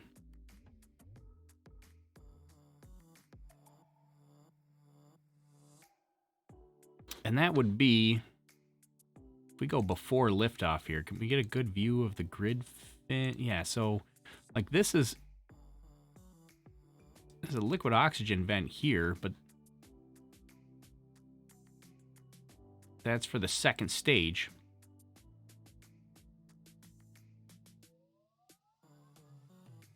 And I don't know, the camera for the first stage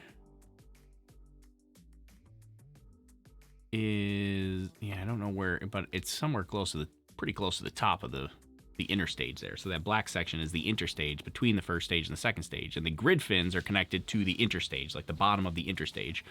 So the camera is somewhere up here pointing downwards.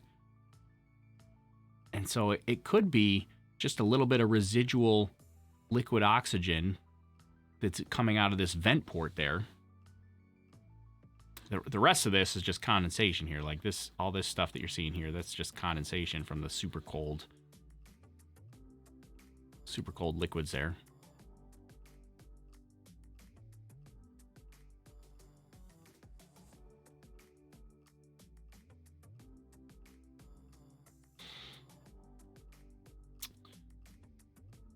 Did you see the green flash at launch? Yeah, green flash, that's your T-tab. That's the basically igniter fluid. So here, you can still see a little bit of gas kind of streaming out. So that liquid oxygen venting there is really just to prevent overpressurization. But then after separation, there should be no more. So this is like looking up the second up towards the second stage there, right here, and that's looking back down. And here's your liquid oxygen vents here that all detach. So it could just be maybe a little bit of liquid oxygen in those vent lines. Oh, my music is kind of loud. At least it is in my ears. I thought I had only instrumental music. Now I got somebody singing.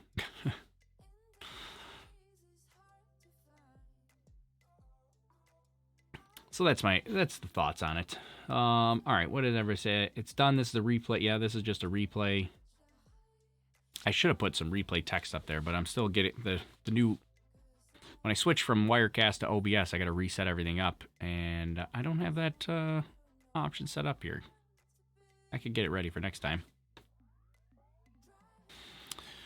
What do they use for jet fuel in space? So compact and burn forever. Well, it's not jet fuel, because there's no jets. Jet implies that you need airflow. So this is a rocket. They're going to use rocket fuel in space. And the Falcon 9 uses RP1, which is a rocket-grade kerosene. And then they bring liquid oxygen along with them to use as their oxidizer, because you have no oxygen in space. So in order to get the whole flamey goodness that you need to burn a rocket engine, you got to bring your own oxygen with you. And they use RP1 rocket-grade kerosene. Mix those together in a combustion chamber, ignite them with a little bit of T-Teb. And away it goes. That's how you get. That's how your rocket burns in space.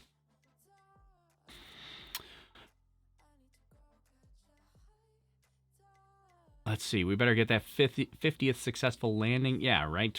This was supposed to be the 50th successful landing, but it was not. We'll have to wait for next time. Where are you from? I'm in Rochester, New York. Still can't hear the music. I don't know. It was getting kind of loud for me. It's just supposed to, that music is supposed to be just a little bit subtle.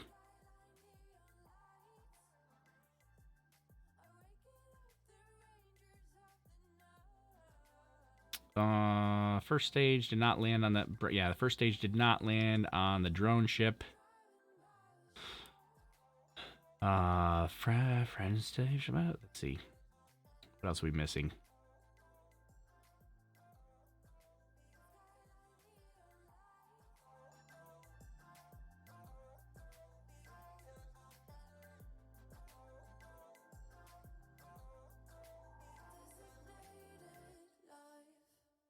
Hopefully they'll have more luck with the fairing. Yeah, so we should have. So what time was launch? Launch was at.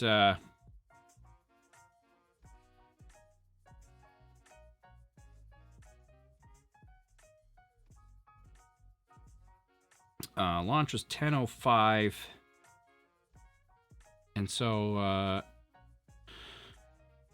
yeah, actually, the fairing catch attempt should be like now. Let's see, we got successful fairing deployment. I'm looking to see if there's any if we got any notifications for a fairing catch yet. Double fairing half catch coming up. Yeah, 10:55. That was 3 minutes ago. So we should have a fairing catch attempt happening like right now. Now we're just kind of waiting for news.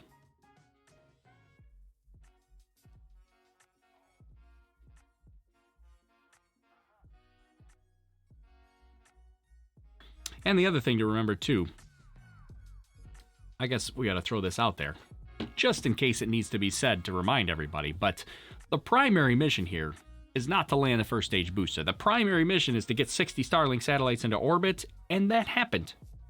So the mission is a success. But I'm sure there will be headlines tomorrow. SpaceX fails to land booster. Yeah, they also successfully completed the actual mission, but...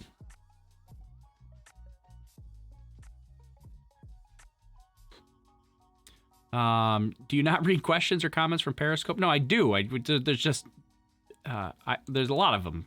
Big Kahuna. I got just streaming comments down both sides of my my screen here. So I try to read them as much as I possibly can. But I do read both the Periscope. I mean, we're live on YouTube, Periscope, Facebook, Twitch, and Mixer. 5 platforms all at the same time, which I guess could be good and bad. But no, I see your comments there, Big Kahuna. It just takes me a while to recognize them all. So Big Kahuna wanted to know, does this Starlink satellite have the new, less reflective coating? So they were doing that on just one satellite per launch. I think they only have 2 of them up there that have that new coating. They've not really given us any sort of insight as to how that performed and if they were going to keep using that. So we're not really sure. They didn't really announce any sort of major changes to that, whether they're going to actually do that for all the satellites across the board. I imagine they will, though. They're trying to tamp down on some of the backlash that they got from the initial Starlink satellite launches, which were really cool to see that big Starlink train, but a lot of people kind of freaked out a bit on that. Your Discord link on Twitter expired. Yeah, the Discord link on Twitter was only valid for like an hour when I put that up. That was a couple days ago. That was very much intentional because anytime I put a Discord link on Twitter, we get just absolutely spammed on Discord. We get so many people that join the Discord channel. Most of them are like bots, and then they just start randomly commenting about nonsense. So I'm sure one of our mods can throw over a Discord link. No, that's the straw poll. I gotta get. So here's what I'm gonna ask you, the community, about whether you want to send it over in the comments now or send it over to me on the Discord channel. I want to make this stream more interactive because of, what like Big Kahuna said is I can't get to all the comments at the time. So that's why I'm very thankful for our moderators like Alex Ziggyful and Gregorius and Sebi Time Waster and everybody else. I'm sure I'm forgetting somebody that helps moderate the channel because they can answer questions when I don't get to them. But I think we got to have some chat commands. So when people are like, hey, give me a link to your Discord, somebody can just throw a chat command in and automatically throw up a Discord link. That would be nice. But if you guys have any other ideas about chat commands, stuff like that, anything that would be useful, or maybe it's something that would just be kind of fun to add to the stream to make it more interactive, like little things like this thing here, like Riki Tiki, that is our latest subscriber there. Thanks, Riki Tiki. And and it just changed. Matthias Adrian Mir. So thanks for subscribing, guys. But I want to try to get some more interactive things here. Recognize the people that are contributing to the stream. I do want to try to get, maybe like some sort of chat interaction on the screen. Got to be a little bit careful about that because sometimes the chat gets a little crazy.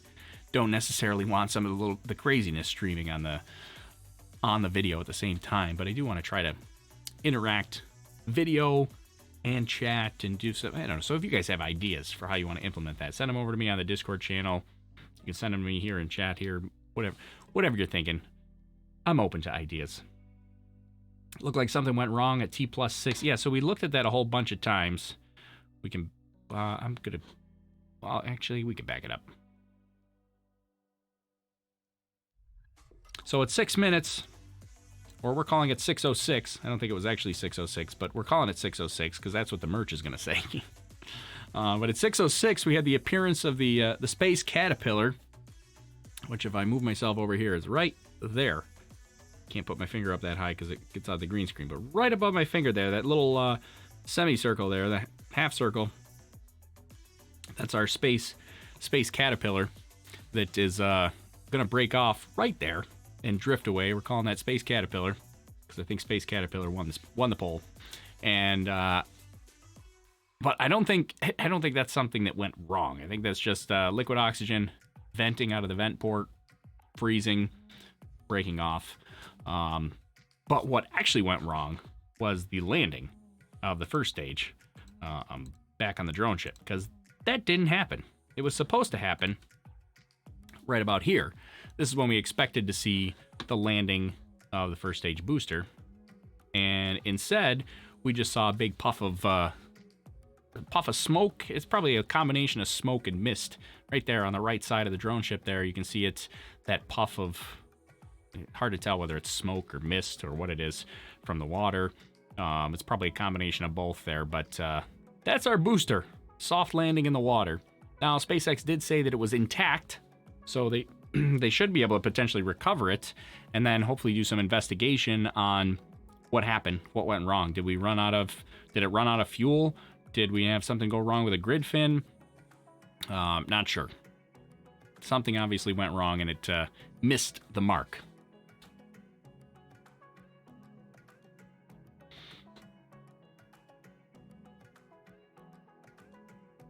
Sean says his son, who was in the Air Force, is now in the Space Force. That's very interesting.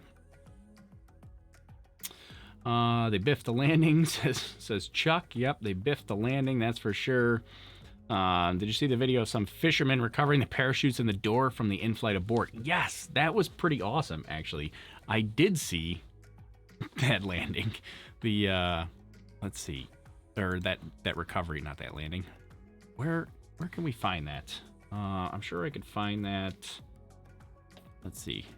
If we bring up the Twitter machine.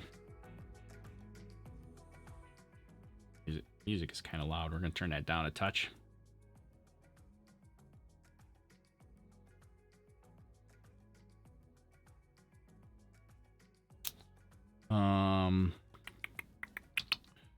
Let's see. What should we search? Fisherman SpaceX parachute. Although I think I retweeted it, but here it is.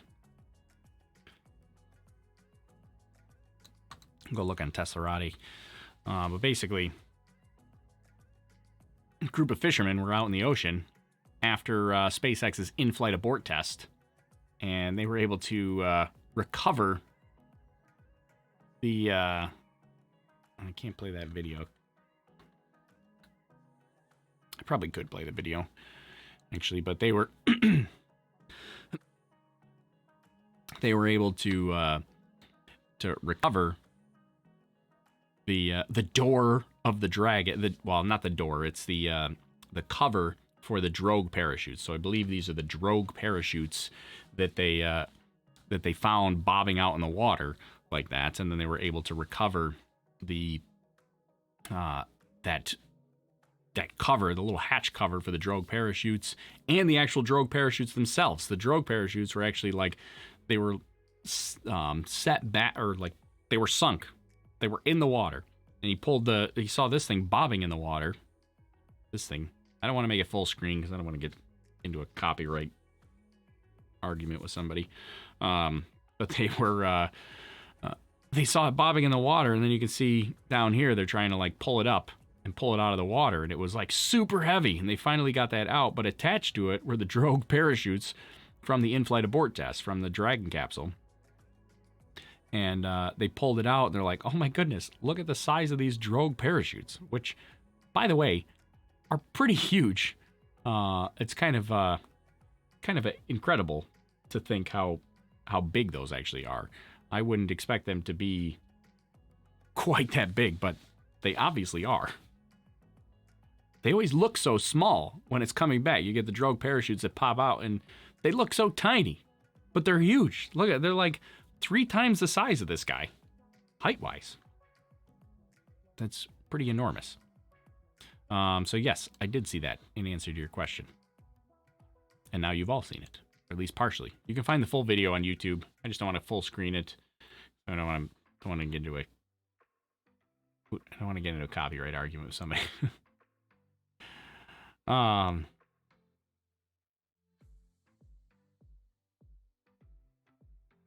that must have taken some strength to pull out of the ocean. Yeah, they definitely needed. He said it took them like 45 minutes to pull it out of the water.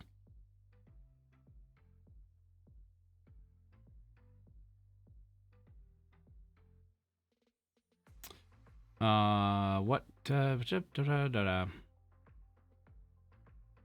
see, we're going back through it. Hi, Gromov says RIP Stage 1.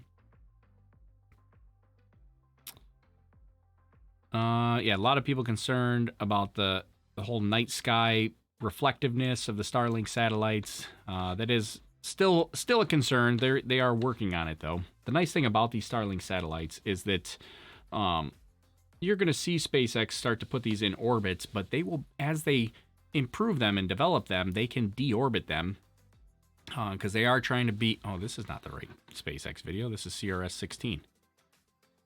That's not the one I wanted. I wanted this one. There we go. So as they further develop these, they will be able to make improvements to them and deorbit the old ones, so they're not stuck up there.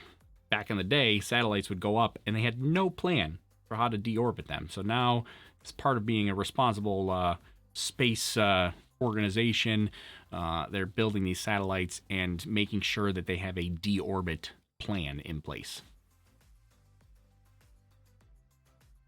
Yeah,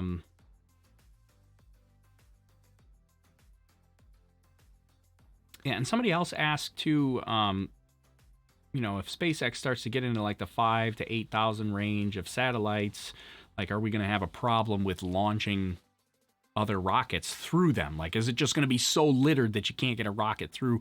You got to remember, space is huge. And at any given moment, in like the United States, for example, I believe there are 5,000 planes in the air at any moment. But if you look up in the sky, like seeing a plane, it's not like you can't see the sun because there's so many planes in the sky. I mean, you look up in the sky, there's 5,000 planes up there, but you see one pass every once in a while. Like, it's not really that big of a deal. And that's the number of satellites that SpaceX is talking about putting up there. And you've got a vertical aspect of that as well. Now, SpaceX are all going to be relatively in the same plane, but if you combine that with the existing 4,000 or so satellites that are up there, they're in different orbital planes, so they're not all just in one plane, just like a blanket around the Earth. They're kind of spread out a little more vertically.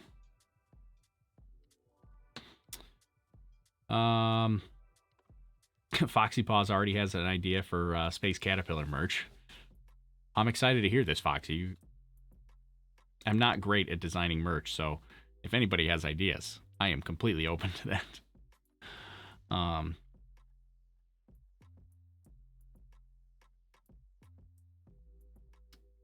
What is this? Mr. Nice Guy says, do mean what fall in the ocean or what is still in?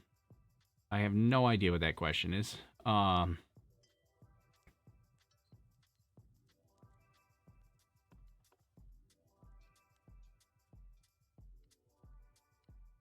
Tori, it isn't the satellites, it's the busted up nuts and bolts zooming around. Oh, Mitch says he just subbed. Well, thanks, Mitch. I also see I see JD Ortiz listed as our latest subscriber, so thanks for jumping in here and joining the party there, JD.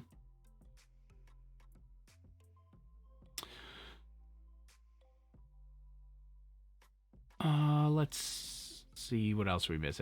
We're pretty much just going to wrap up a couple of comments here. We've watched this a couple of times. I was waiting to hear. Oh, that's what I was waiting to hear. We were waiting to hear about payload fairing recovery. Where's my...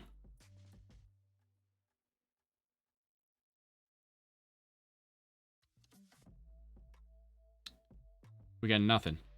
Crickets right now, according to Space Coast Steve on Twitter. Crickets. We got nothing on the payload fairing recovery. That's pretty much the last thing I'm waiting on. I just want to know. I want to know what the status is on payload fairing recovery. and then we're going to wrap up here for today. But the booster is intact, although just not on the drone ship. Talked about that a couple times. SpaceX did confirm that on the broadcast.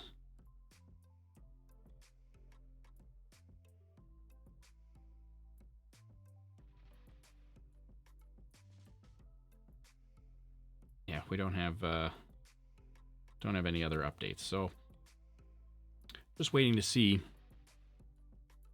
if we've got any updates on that front.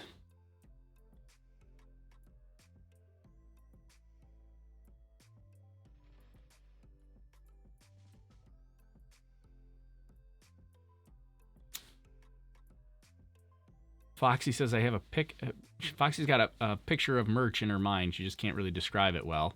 She's gonna do a crappy MS Paint rough sketch of it though. Well, if you could do an MS Paint sketch of it, I can get somebody to do a legit design.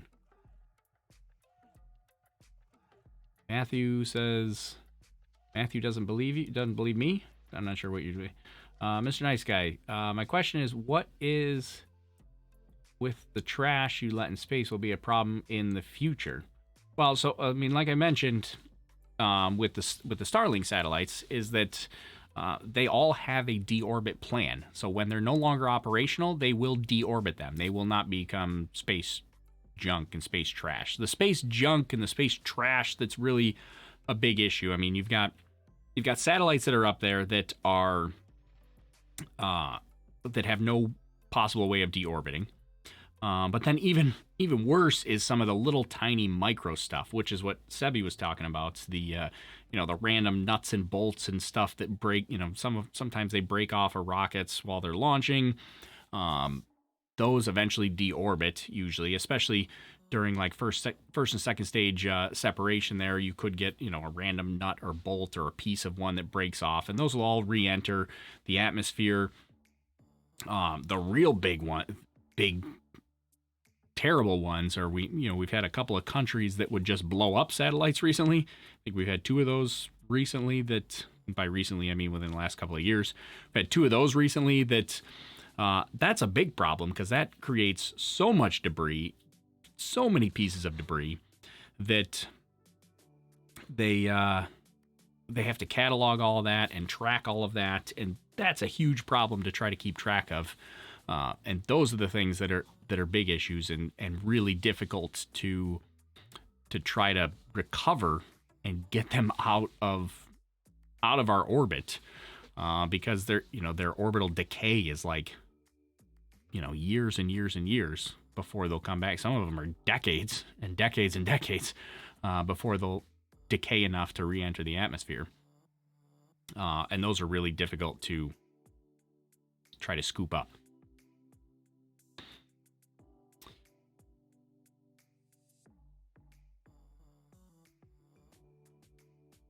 Let's see.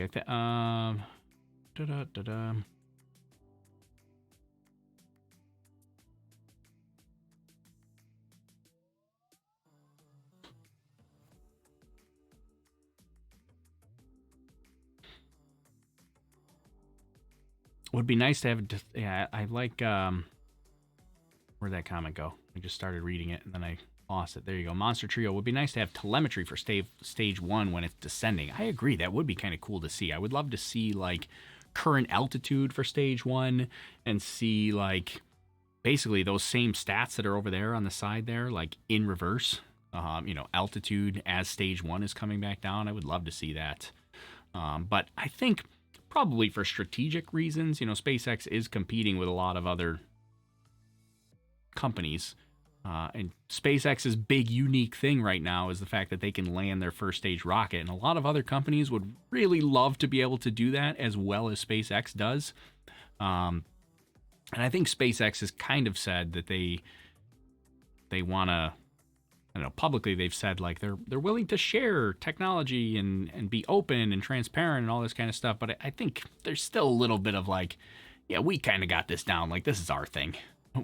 We land the boosters. Like, you can why should we do all the hard work and then just give it to you? Like, you should figure that out. We're going to kind of do this to keep our competitive edge right now. So, so I imagine they don't show that first stage stuff for strategic reasons. Sadly Missing You over on Mixer says, is this feed live? This is live, Sadly Missing You. We are live right now. The rocket launch is not live. This is a replay. This happened about an hour and 15 minutes ago. We're just kind of re-watching and chatting it right now. We're waiting to hear if there's any updates to the payload fairing catch attempt for SpaceX. Because they were attempting to catch the payload fairing, and we want to know if they actually did that. We don't know if they've done that yet. So I'll probably stay live for, maybe another 5 or 10 minutes here, just trying to see if we want to see if that payload fairing catch was successful. Big Kahuna says, I thought I read about a planned manned mission in the near future. Yeah, so the next, they're kind of rough plans right now, but really the only plan. Sorry, I read manned mission and I was thinking like manned lunar mission, crewed lunar mission. So, but you didn't say that. I just injected that thought myself. No, there is a planned crewed mission in the near future. Actually, SpaceX looks to be like they will be the first U.S. company to launch astronauts back to the space station since the space shuttle days. Looks like SpaceX is going to become the first to do that. Right now, they're on track to be the first, and that is currently a rough target date of May 7th. So that's coming up really quickly. May 7th, they are trying to launch Bob Behnken and Doug Hurley to the International Space Station aboard the SpaceX Crew Dragon capsule. SpaceX has pretty much checked off just about all the boxes at this point. They've done all their test flights. They did a demo mission that was back in March of last year. They did the in-flight abort test that was just like a month ago, where they tested the abort system. They've done a bajillion parachute tests to test the parachute systems. And now they're basically just kind of crossing their T's and dotting their I's and doing all the paperwork to make sure they've got everything all set. And then the other thing that NASA has to do is they're trying to decide and figure out whether they want Bob Behnken and Doug Hurley to stay there for an extended mission, or do they want it to just be a quick mission. So the original plan was the two astronauts would go up and they were just going to spend like a week at the space station and then they were going to come back. But the Crew Dragon program, or the commercial crew program in general, that's both Boeing and SpaceX, they both suffered some delays and were a little bit further behind schedule than they had hoped to be.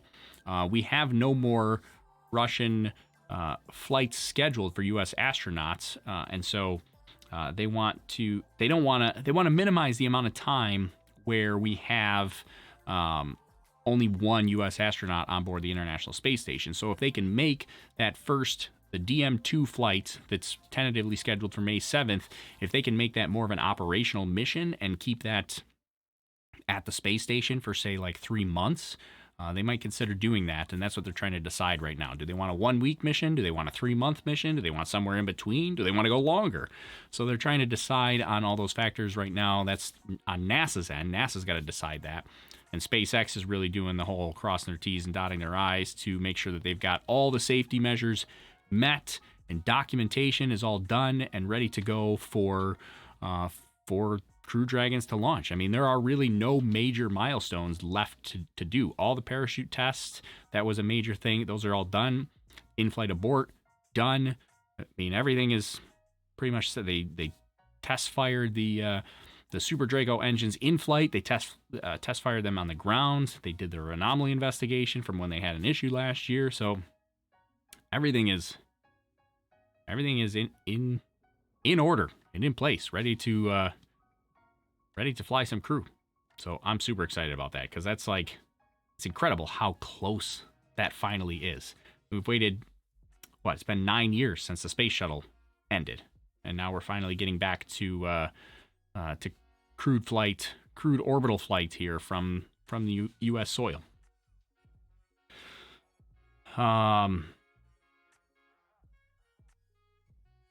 Let's see. Let's go back through a couple of comments.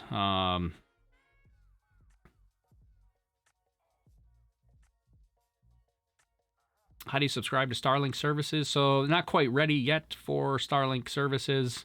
They will we'll get there at some point, but you can't quite subscribe to that yet. They are they're not even operational yet. So after this launch, there's about 240 satellites that are now in orbit for the Starlink constellation. They really need a minimum of about 800 in orbit before they can even offer the service as even somewhat reliable. But before they really become operational, you're talking like 4,000 to 5,000 satellites, and so it's going to take a lot of them. They wanted to launch like 20 missions this year, 20 Starlink missions just this year alone, each with 60 satellites on board. So I mean, you're talking it's all 1,200 satellites a year that they're trying to put up on these Starlink missions. So that's just this year. So it's still going to take, even if they can launch at an ideal rate on what they're planning on, you're still talking 3, 4, 5 years from now before Starlink is going to become like I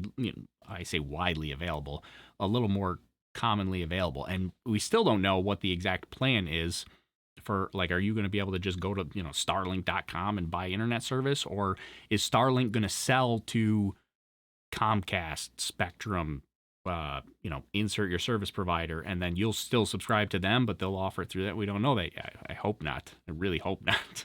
I just want to buy from Starlink directly. Sign me up. I'm ready. But we don't know all the exact plans, but it's still, we got years to go. We're talking 3, 4, 5 years before Starlink is ready, but it'll go fast. It'll go pretty fast.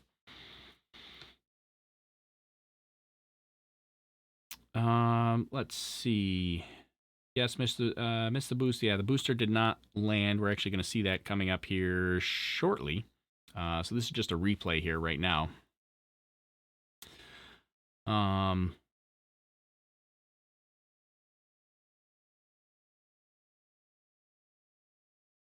What else do we... Oh, our music is done.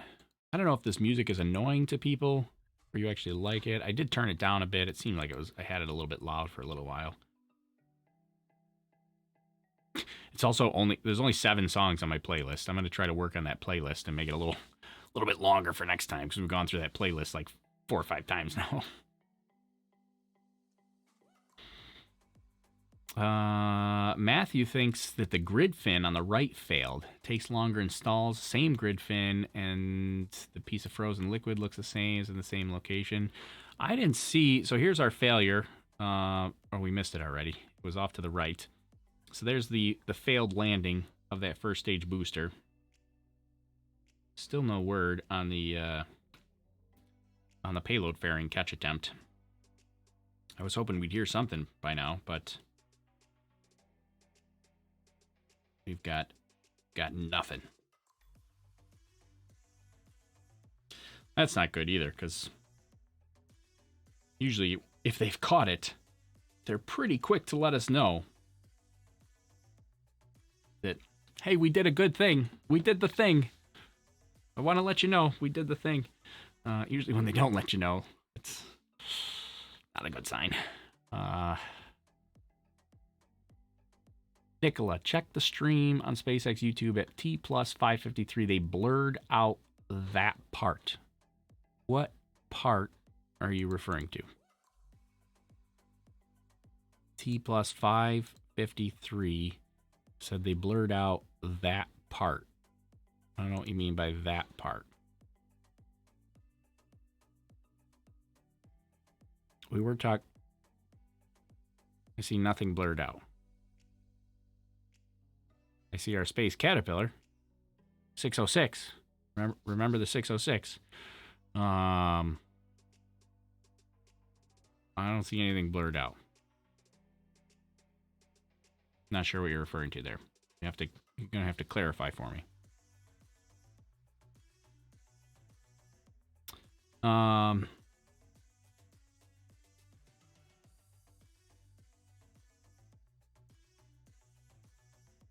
It could be that they dispatched the ghost ships to go get the boosters, so the fairings would be lesser of importance mission. Well, the ghost ships aren't catching the fairing. The ghost ships are they're out there for support, but you've got Mystery and Miss Chief that are actually going to do the payload fairing catch.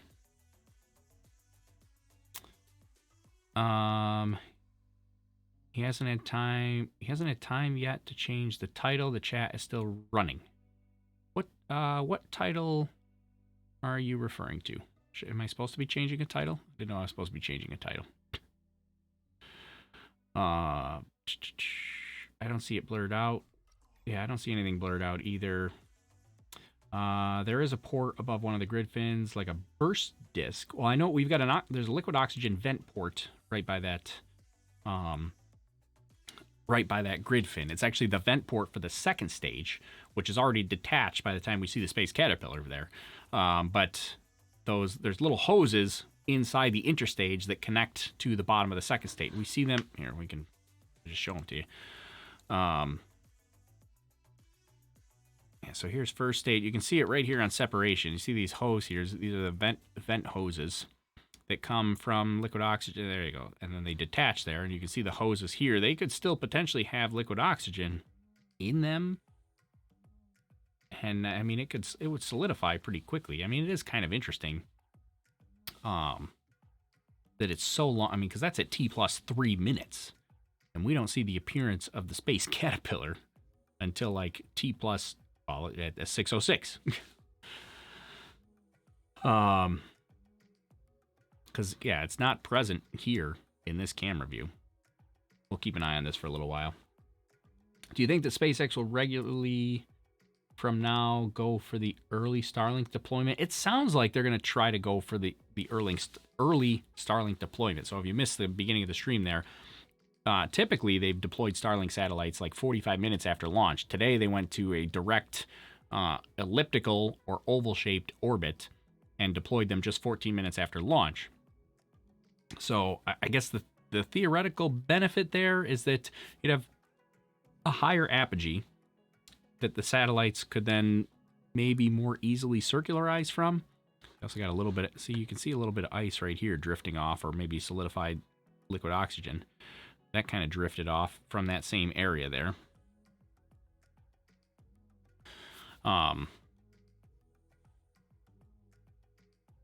What was I saying? What were we talking about? Oh, Mark says he's referring to the title of this stream. People are claiming it's misleading. Listen, I can't change the title of the stream in mid streaming. We've been streaming for 2 hours and 15 minutes. I mean, we did watch it live at one point. Hillary's excited for the Space Caterpillar shirt. I'm also excited for it.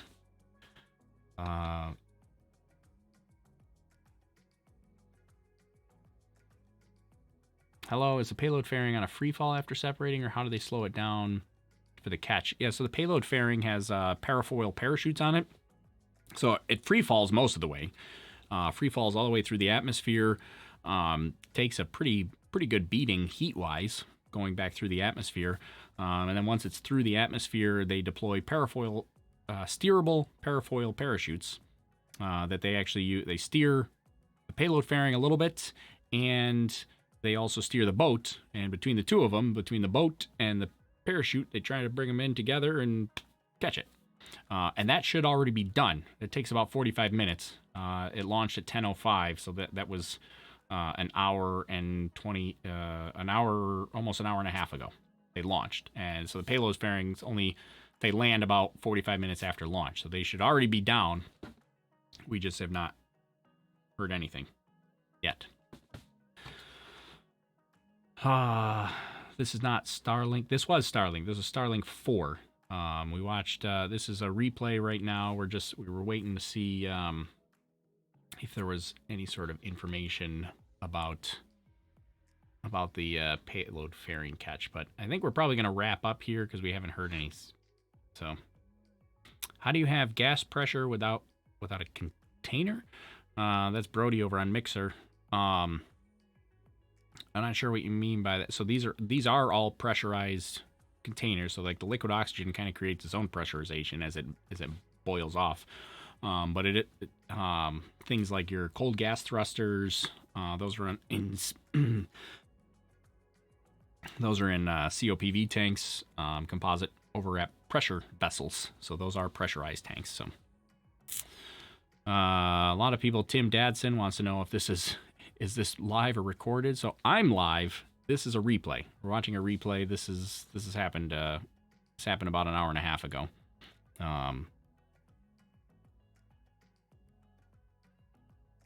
I wish they'd have a replay logo. I used to before we switched to the streaming software, but I guess it's really eating people away that I'm not notifying that this is a replay. So I guess for next time, I will have that well prepared that this is a replay. I didn't realize that was going to annoy so many people, that we would watch the broadcast live and then we'd replay it a couple times, which is what we usually do. But people are really annoyed that there's no text banner up here that says that it's a replay. So I will fix that for next time so we can be very clear that it's a replay.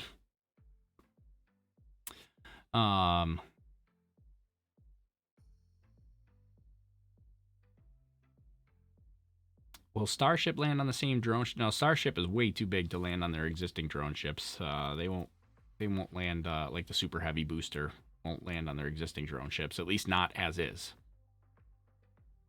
What is that piece that comes off before the cam switch? So we talked about that a couple times. Looks like a piece of solidified oxygen from the liquid oxygen vent port. Don't know for sure, but that's what it looks like to me. We're calling it the Space Caterpillar. We took a straw poll earlier today, thanks to Foxy Paws. Put together a straw poll for us, and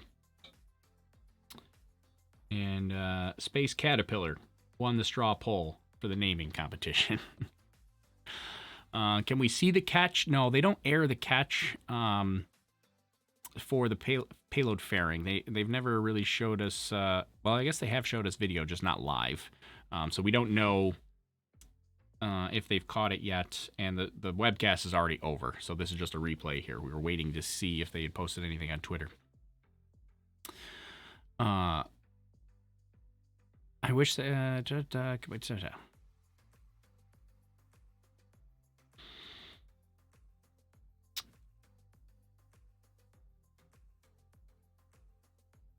not let people get you down. No, nobody gets me down. I'm having a great time.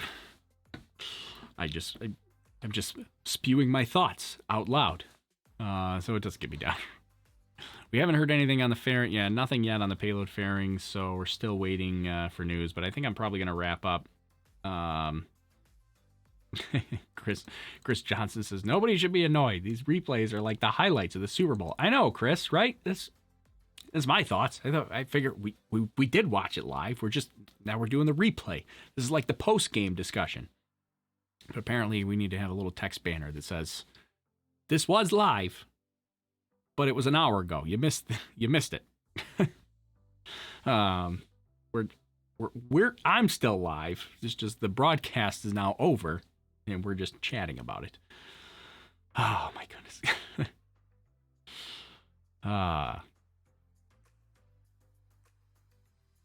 Yeah, the launch was a higher apogee this time, 225 kilometers versus 187 kilometers last launch.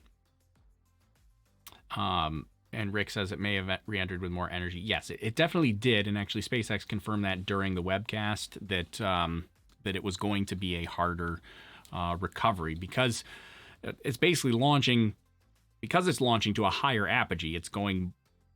I'm going to oversimplify this, but it's going up more than horizontal, slightly, not really a whole bunch, but coming back, it's also going to be traveling. It could be traveling faster. This is a terrible explanation. It's going to be traveling faster coming back is the bottom line. So there's more, as Rick said, there's more energy. It's traveling faster, coming through the atmosphere. So it's got to slow itself down more. It's going to use a little more fuel during that landing phase because it's going to have a lot more speed and energy that it has to dissipate before it hits before it lands on the drone ship, or in this case, the water.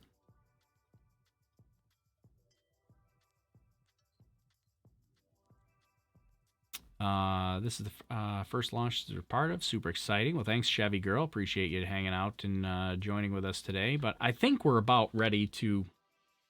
I think we're going to try to wrap things up. We experimented here today with some of our streaming stuff. The stream seems to have gone relatively well, aside from a few of the frames that we dropped a little bit earlier in the stream due to the hype cup. I got to figure out, I want to get the hype cup. Hype cup, this, where is it? Oh, I can't stick my hand out that far. Oh, almost knocked my light over. I can't stick my hand out that far because it's a green screen.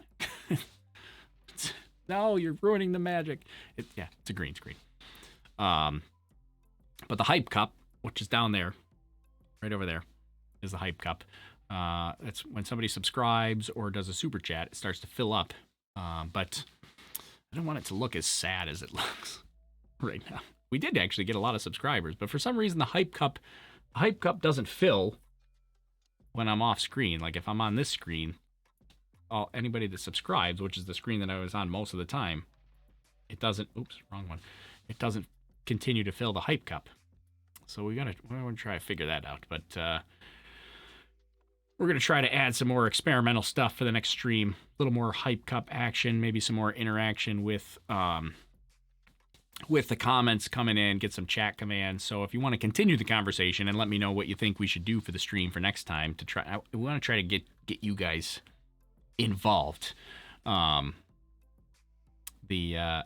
Let me know in the Discord channel. You can join our Discord. There's a link in the YouTube description to our Discord, or I'm sure one of our amazing moderators could throw in a link in chat. Just make sure it expires at some point, because we could get spammed. Brody says you've got a green screen just like the ISS. He's got us. He's on to us. ISS is apparently all green screen technology. Oh, man, that would be a lot of work.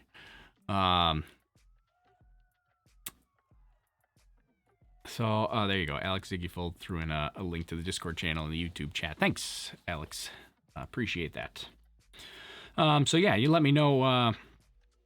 Let me know if you got any sort of interactive ideas. I do want to try to make these streams a little more interactive, which is the idea behind the Hype Cup and the idea behind all the latest subscriber and the latest super chat stuff that lives down at the bottom of the screen there.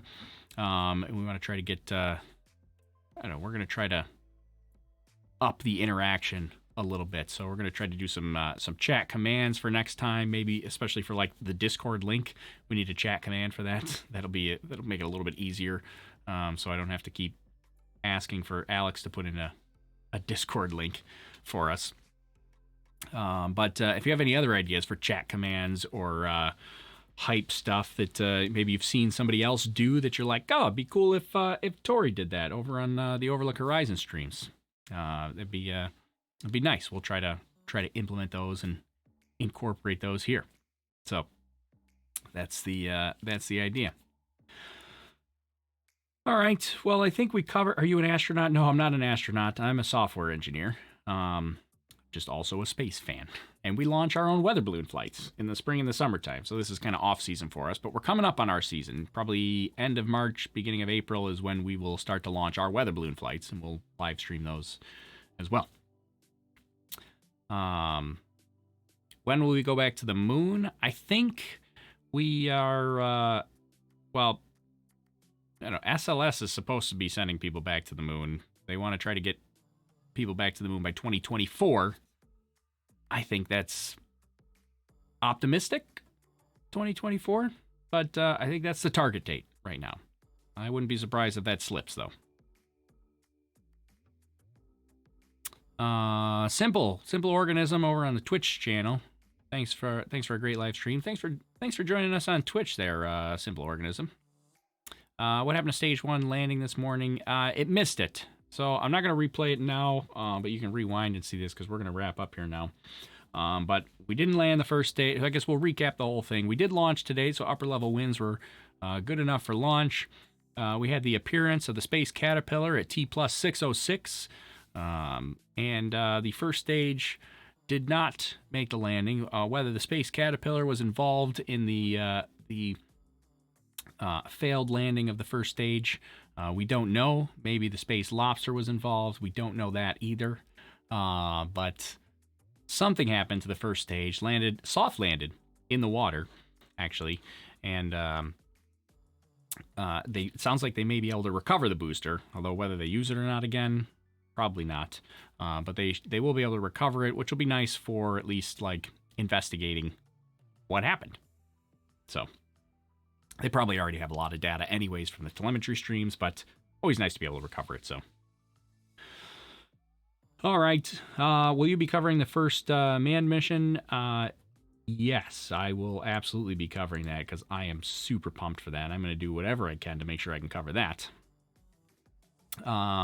Kai says you're a mission specialist, Tori. I like that. I like that better. I might go with that, Kai, instead of my my little stuff here for my flight director thing. Maybe I'll just start calling myself a mission specialist. I like that title.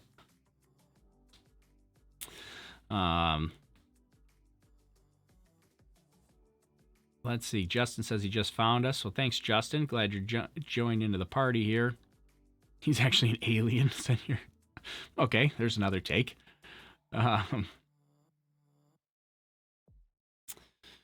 GPS problem. Well, we don't know for sure what the issue was. I doubt it was a GPS problem.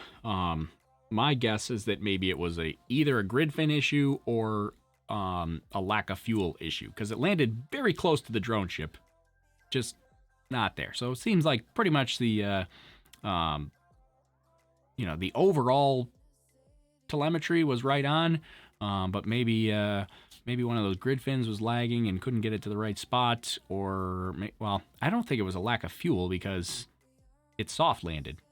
So if it was lack of fuel, it would have went instead of soft landing. But it's soft landed in the ocean and is intact. So I think it was more or less, I don't know. I'm thinking grid fin related, but I guess it could be lack of fuel. Maybe the entry burn was not enough. I don't know. We don't know. We're just speculating at this point. We really don't know. We gotta wait and see what Elon says on Twitter. Let's see. One last check at Twitter before we. No new updates that I see.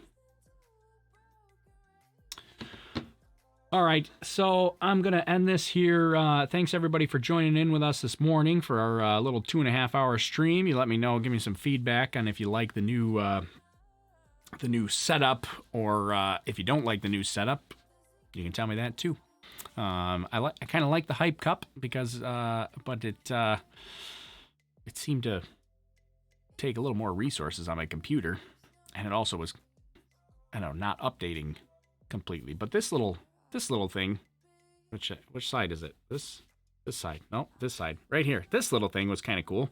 I liked that it showed all our new subscribers that jumped in. So thanks to Augusto Enrique, that's our latest subscriber, and thanks to Deborah, our super chatter here that was testing out our super chat Hype Cup and all that. So thanks, Deborah, and thanks to everybody that subscribed during the stream, and thanks for joining out, and of course everybody that was in the chat and interacting during the stream. I'm going to try to get rid of this cough for next time. But thanks to everybody for joining us here this morning. I had some fun. Hopefully you guys had some fun. Keep an eye out for some Space Caterpillar. Remember the 606 merch, because I'm kind of excited about that. I don't know why. I just like it. So Trippin' Fool says I need more coffee. I do need more coffee. That is for sure. That is right where I'm going right now after we end the stream here. So I'm glad everybody joined in with us here today. So I will see you on the next stream. What is our next stream? I don't know what our next stream is. Probably the next SpaceX thing. But I kind of want, now that I have my new studio somewhat set up, I do want to try to do this a little more often, because this is getting a little more exciting. And not that it wasn't exciting before, but it's getting more exciting now that it's a little more interactive here, because I kind of like this. So I think the next potential one, we've got a small sat rideshare mission for SpaceX scheduled at the end of February. That might be the next one that we do, the end of February there. And then Starlink-4 is also scheduled for the end of February. So whether it's Starlink-4 or that small sat one, be the end. We're looking potentially end of February. So All right, so that's it, everybody. My name's Tori. This is Overlook Horizon. Thanks for joining us here. Hopefully you subscribed and you liked the video, or you sent over some hearts on Periscope, or, you know, all those things that you do on all those different platforms. I'm glad to have everybody here, and hopefully this worked out all right. And we're going to test the ending for the first time with the new setup here, so hopefully this all works out all right, too. So, all right, I'm out to get some more coffee. Thanks for joining in, guys, and you guys all have a good rest of the day. We'll see you next time. All right, goodbye.